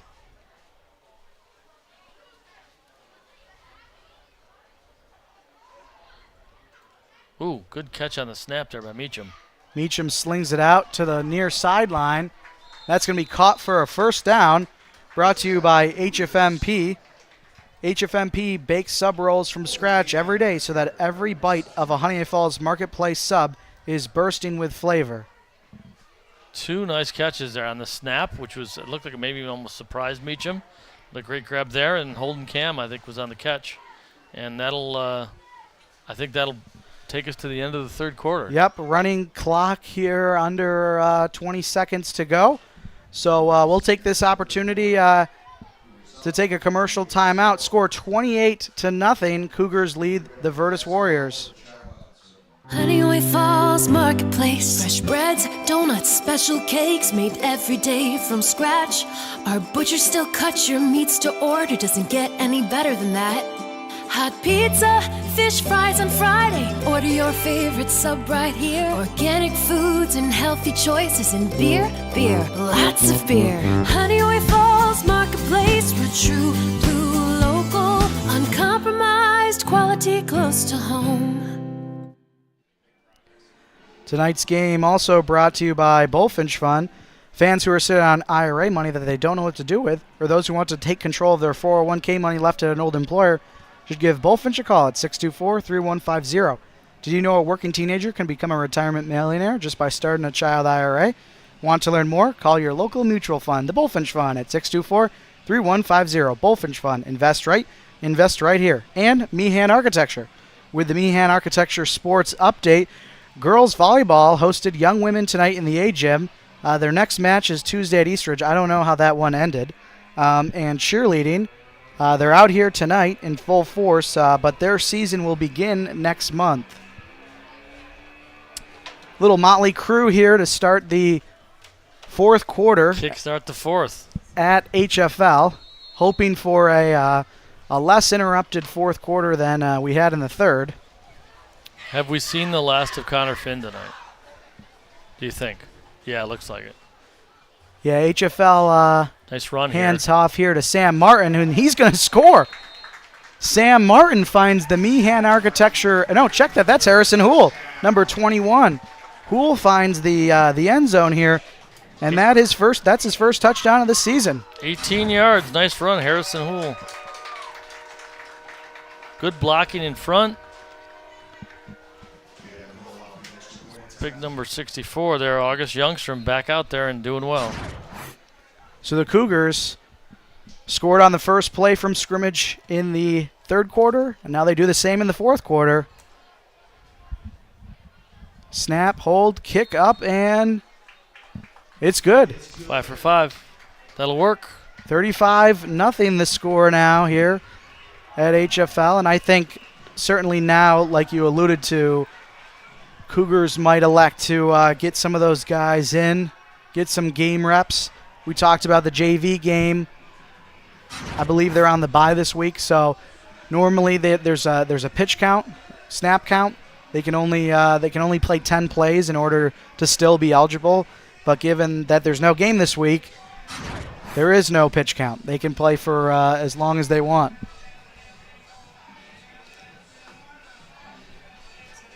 So we'll have a kickoff here by the Cougars.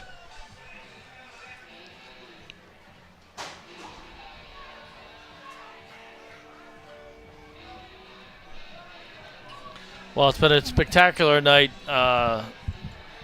When the play's been rolling, it's been spectacular for HFL. It's been choppy, and I think a lot of good takeaways here for Coach Russ and the squad as they look to the next matchup against Rochester Prep, leading up to the big Batavia matchup on the 5th. So certainly the HFL Cougars, I know there's some concern to Coach Russ about his team looking ahead. That did not happen tonight. So good job by HFL. Yep, so far through 3 quarters, they've played fundamental football. They've done what they're coached to do. They've limited the mistakes outside of maybe the fumble. Yeah. As this is going dangerously backwards for the Warriors on the kickoff.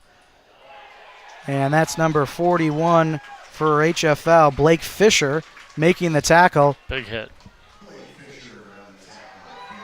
Big hit. So Vertus going to start first and 10 from their own 10. Another drive start inside the 10. 10 or inside. It's the third one. It's always a good sign when the coaches leave the top of the press box, Peter. Running clock, we just heard. So for the remainder of the fourth quarter here, sounds like the clock will just roll. So that means that both coaches have agreed to do that, which is a smart thing to do. You don't want to have any more snaps than you need to have here to finish off this game. You want them to play the game, but you worry about injuries, and certainly it's a smart decision by both coaches. Low snap, able to be picked up and then hand off. But ultimately a loss of about 2 there for the Warriors on first down. Yeah, injuries have definitely been the storyline, certainly more so for the Warriors. Boy, heavy on the upperclassmen here on this Cougars roster. Not many sophomores or freshmen on the team. And I know there was, they graduated, 14? Yeah, 14? I think it was one of the larger graduating classes this past June. So, should be 2nd and 11. 17 seniors on the squad for HFL. You can see a backup quarterback warming up here on the other side, on the sideline too. Or no, I beg your pardon, that's Meacham throwing the ball. So, handoff. And a nice positive run there for Vertus out to about the 15, 16-yard line.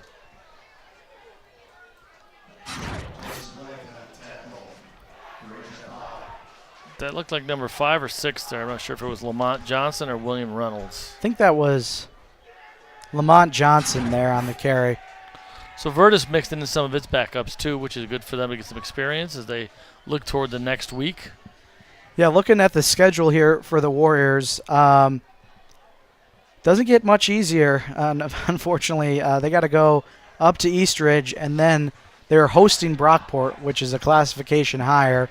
Then they'll have a rematch against Rochester Prep in October on the 12th.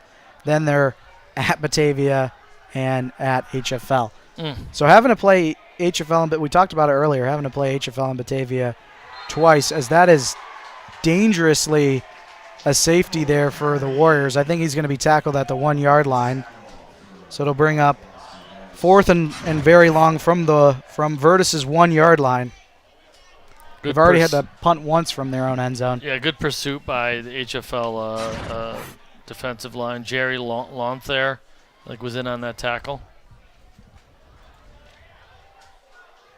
And they're going to back up. Looks like they're going to punt again here. Who's going to be the beneficiary of receiving this punt in great shape? Is that 14? Looks like number 19, maybe.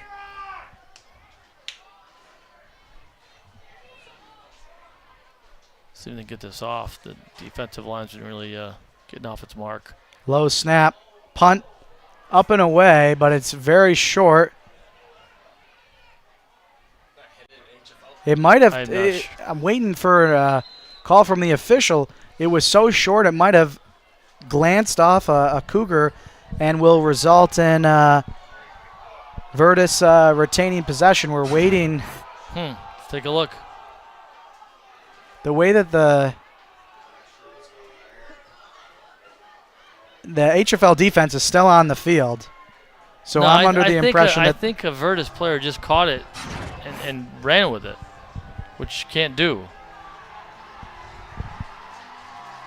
That's why I think you hear the HFL fans getting a little upset about it. Yeah, there's a whole bunch of – I can't tell if they're cheering or not, but –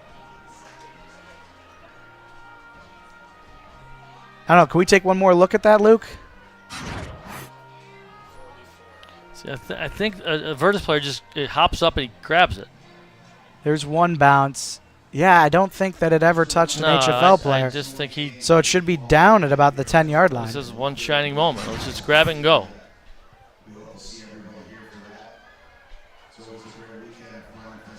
So, yes, HFL ball. They've got it right. Good job. So that'll allow us to talk about HFL's upcoming schedule. So they are at Rochester Prep next weekend, and then they're back home for homecoming against Batavia. Talk about a tough homecoming matchup. That's far and away the number one rival, right? Certainly in the last couple of years, they have become, they've squared off against each other twice in the Class B Section 5 championship. They met last year in the postseason. For whatever reason, I think it's like the second or third consecutive year that the regular season game has been at HFL. So they got to play them at home during COVID for the championship. That was a game here. I think the last time that they've had to travel out to Batavia was the 22 season. And this is the second season under the new coach at Batavia, right? Coach Briggs retired. Yep. As looks like we have a change at quarterback for the Cougars. The ball is on the ground. And Vertus is acting like they got it. Yeah, I think that was just not clean. that was that's going to happen, right? Ben Feinberg, number 29. Let's take another look. Trying to get the handoff to number 17, Jerry Lant there, and I don't know if he wasn't expecting it or believe he had a fumble a week ago at Eastridge, and it is a turnover. So the second turnover for HFL. So both by fumble, and now 4 on the year for the Cougars. And Vertus gets another chance here to break up the shutout. We'll see what they can do. Yep, they'll have just under 8 minutes. Cougars, it looks like, have now completed a full substitution. Yeah. And that's when Eastridge had scored their second touchdown last week was against the second team for HFL. We'll see if Vertus can do the same. It's going to be some of those guys there for HFL. Jackson Blythe in defensive backfield. Number 32, Sam Oliver back there. Number 6, Shane Sampson. And they're going to get tested. And a deep pass. And that was a great throw. And that, I believe, that was Caleb Nix there. He was the intended receiver. I don't know. Was there a change at quarterback? Is this number? It is number 2. Tough on the jersey. It's Holloway still, yeah. Yeah, I thought maybe it was number 8. You mentioned the rolled-up jerseys before. Yeah, they got you. Forever, HFL had these tough jerseys to read. They had the letters had like a different color piping. They were black numbers with yellow piping on a black jersey. Thankfully, I think those were outlawed and hopefully put in a bin and locked away. I was calling a lacrosse game last spring, and I literally was apologizing on the air. I'm like, folks, we're doing the best we can with these numbers. It's tough to see. It's not because we're old. It's a tough color scheme. So 2nd and 10. Here's the snap, the throw. Going to be a quarterback run. Holloway makes a first man miss. Still going, and he's going to be knocked out of bounds just shy of the 30-yard line. Nice job. 17-yard run by Holloway. Nice job there. That's a first down for the Warriors. That looked like it was a design call, quarterback draw. A little pride for them. They get something going here in the last 6 minutes, get on the board. And that incomplete pass on the previous play, it felt like that was maybe one of the better throws he's had tonight. Mm-hmm. I mean, it was right where it had to be. It was a downfield strike. So hopefully they can maybe find that play again. I think he's got a pretty strong arm. I think some of the shorter throws, he had a tough time taking something off of it. He was missing high on some of them. Yeah.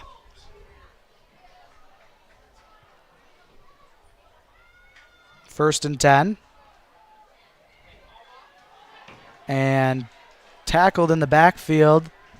Believe that was Lanther again. Jerry Lanther tackling, I think, 85 again. He's made the most of his time out there. Jerry Lanther, nice job. Look at him flying to the ball. That's a solo tackle, folks. Nice job. Tackle for a loss. Trying to make up maybe for the fumbled exchange. A TFL by HFL. They'll actually give him forward progress, so it'll be no gain on the play. 2nd and 10 for Vertus. I'd like to see them try and maybe push the field again. Try and throw a deep ball. See if they can complete something in space and somebody can get some yards after the catches. We get what we ordered and just a little too much on it. Another defensive lineman into the game for HFL, Owen Kearney. Left side there. Number 6, Shane Sampson was the safety on that play, trying to make a play. The defensive backfield is going to get some workout. They're going to get some of their steps in tonight as Holloway tries to stretch the defense. So as we now are under 4 to go here in the fourth quarter.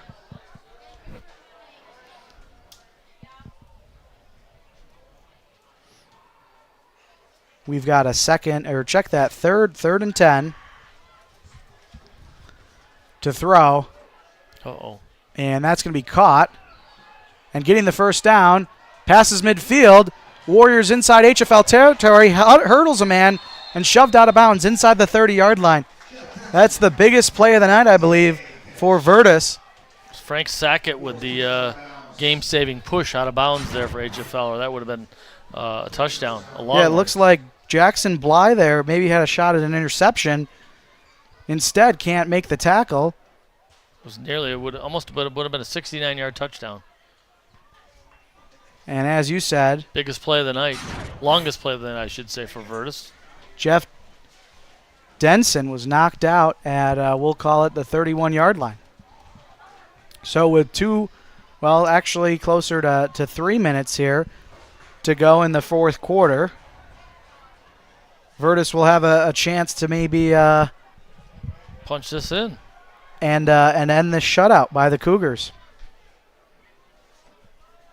Good to see here for Vertus. And if you're the Warriors, you don't want to be shut out 2 weeks in a row. So this, it doesn't change the ultimate outcome. But there you go. Touchdown. There you touchdown for the Warriors.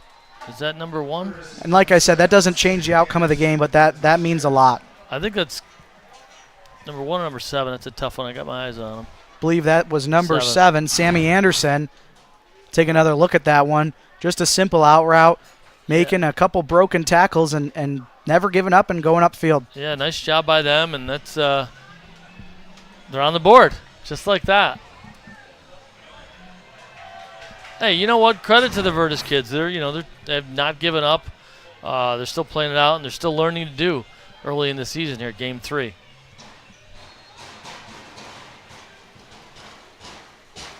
So we'll see if they elect to kick or go for it.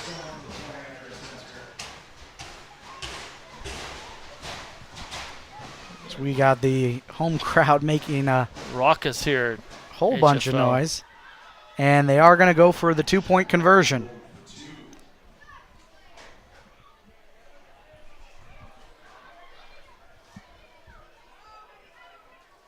Snap, design quarterback run, and he's got it. So Vertus 8 points now up on the board, trailing HFL 35-8. About 2:42 to go in the fourth quarter. I think that was sophomore Blake Fisher in trying to make the stop there, but Holloway he would have made it if he needed to get 6 yards, but he didn't need 6 yards. He needed 2. He's in for the conversion, 35-8. So Vertus with 2 timeouts left. The Cougars have all 3. I would be somewhat surprised at this point if either team uses a timeout. If there's a timeout. Come on. Unless there's major confusion, like they don't got people on the field. The only time the clock stops now is for injury timeout, I think. We're approaching. So if we hit the that's only been 2 hours and 19 minutes. We'll see if the Cougars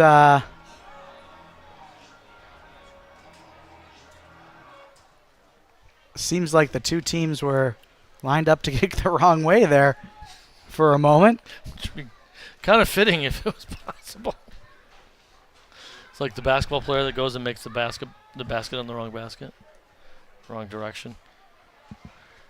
Connor Finn, touchdown run of 2 one-yard touchdown runs, and then a 27-yard TD, and then 55-yard touchdown run. That was the big play of the game.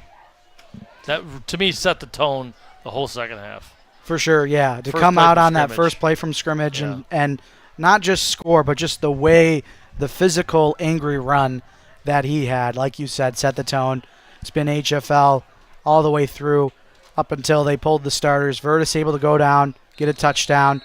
Like you mentioned, good for them not to give up, get points, avoid a second consecutive shutout. As the Cougars have a return here to the near sideline. That's number 14, Frank Sackett. Sackett, yeah. He saved that He saved that touchdown. They eventually got in the end zone, but nice return. Pretty good speed. You can hear some of the cheers from the fan sections, letting some of the guys who don't get all the reps to still get some cheers. So they're going to say he stepped out closer to the 45-yard line rather than midfield. He brought it back 25 yards. And the Cougars come out again with number 29, Ben Feinberg at quarterback. Says he's a freshman. The exchange last time had a problem with that, and I was wrong. We have a timeout. I would have lost that bet. Vertus takes the timeout.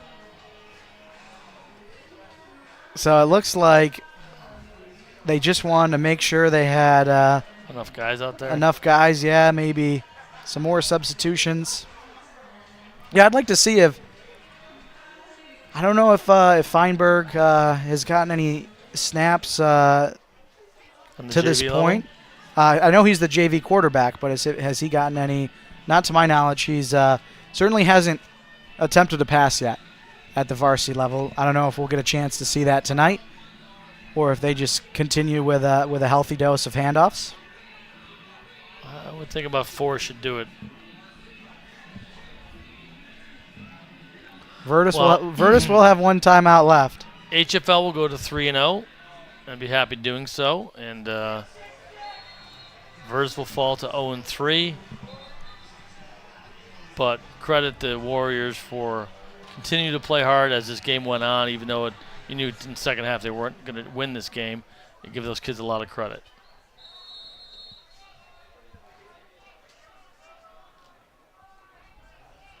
Feinberg. Hand off to Lant there, and he's dropped in the backfield almost immediately. That's a loss of 3. Yeah, it's big number 50 there for Vertus, blowing through the line and making the stop. That's Khalid Osborne, 260-pound junior, I beg your pardon. Very powerful tackle there. Closing in on the 2-minute mark of the fourth quarter. This is a good chance for these young linemen now to stand up here. They've gotten blown up there a little bit. And here's Feinberg to throw. Better, there you go. Incomplete, looking in the direction of Shane Sampson. Probably a good thing he missed high there. Fairly well covered, but, getting his feet under him. Showed a good arm. But they had that fairly well covered. So, yeah, I believe that's his first attempted pass at the varsity level. That's pretty cool. And as a freshman. It's a cool night. Yeah, that's a cool night for him. Now let's get a completed one, right? Well, it'll be 3rd and 14 with about a minute to go. As we mentioned earlier, rolling clock, so incompletions won't stop the clock. And it sounds like, or it looks like rather, Feinberg maybe calling an audible at the line, showing pressure there. Design quarterback run play by Feinberg. Oh. And he's going to be about a yard short of the first down. Nice run. Cougars will likely have to call at least one more play here as we're under a minute. Really good run and brace for the tackle. Got some extra yards out of it. Nice job by the freshman. And by the way, all the students out there, if they do watch this broadcast later on, you have no idea how lucky you are that you get to watch your games back immediately. I still have VHS tapes, and you probably know what VHS tapes are of my games. And they were certainly never broadcast live back in the late 80s. So 4th and 1 for HFL. Feinberg calls his own number again. Got the first down, working the far sideline. Up past the 30, inside the 25, and the ball got loose there, but unable to be recovered in bounds. Might have been out of bounds by the time he lost the ball. So that'll be an HFL first down brought to you by Honeoye Falls Marketplace. If you're looking for the brands that you grew up with, HFMP has them. And that'll be the last play of the night. Feinberg's got some wheels. So final score here from HFL, 35-8. Jeff, closing thoughts here. What does this mean for HFL as they go to Rochester Prep next weekend and continue to stack wins? As long as everyone got out of this game healthy, I think they got what they wanted out of it. Solid all the way around. Couple minor mistakes, but I think no more injuries is important. And I was pretty impressed with how fast young Mr. Feinberg was there. Obviously, great job by the line and Connor Finn with a big night. And when they got when they needed to make some plays early in the second half and finish this game, they did it. So as we mentioned, Cougars will be back home against Batavia September 5th. I believe that's a 1 o'clock kickoff, homecoming weekend, little extra pageantry, parade, Hall of Fame inductions, a whole lot of excitement here. And, of course, we will carry that game live on the Sentinel. I want to thank our crew tonight, Oliver Hansen on graphics, Luke Mendrick on an instant replay, and Ava Jackson on camera. Want to thank all of our sponsors from tonight for supporting us. Couldn't do it without them. Want to thank all the viewers for tuning in. Like Jeff and I have been stressing all night, we love sports, and we are so gracious for the opportunity to broadcast them live. So until next time, thanks so much for tuning in to the MHFL Sentinel live on YouTube.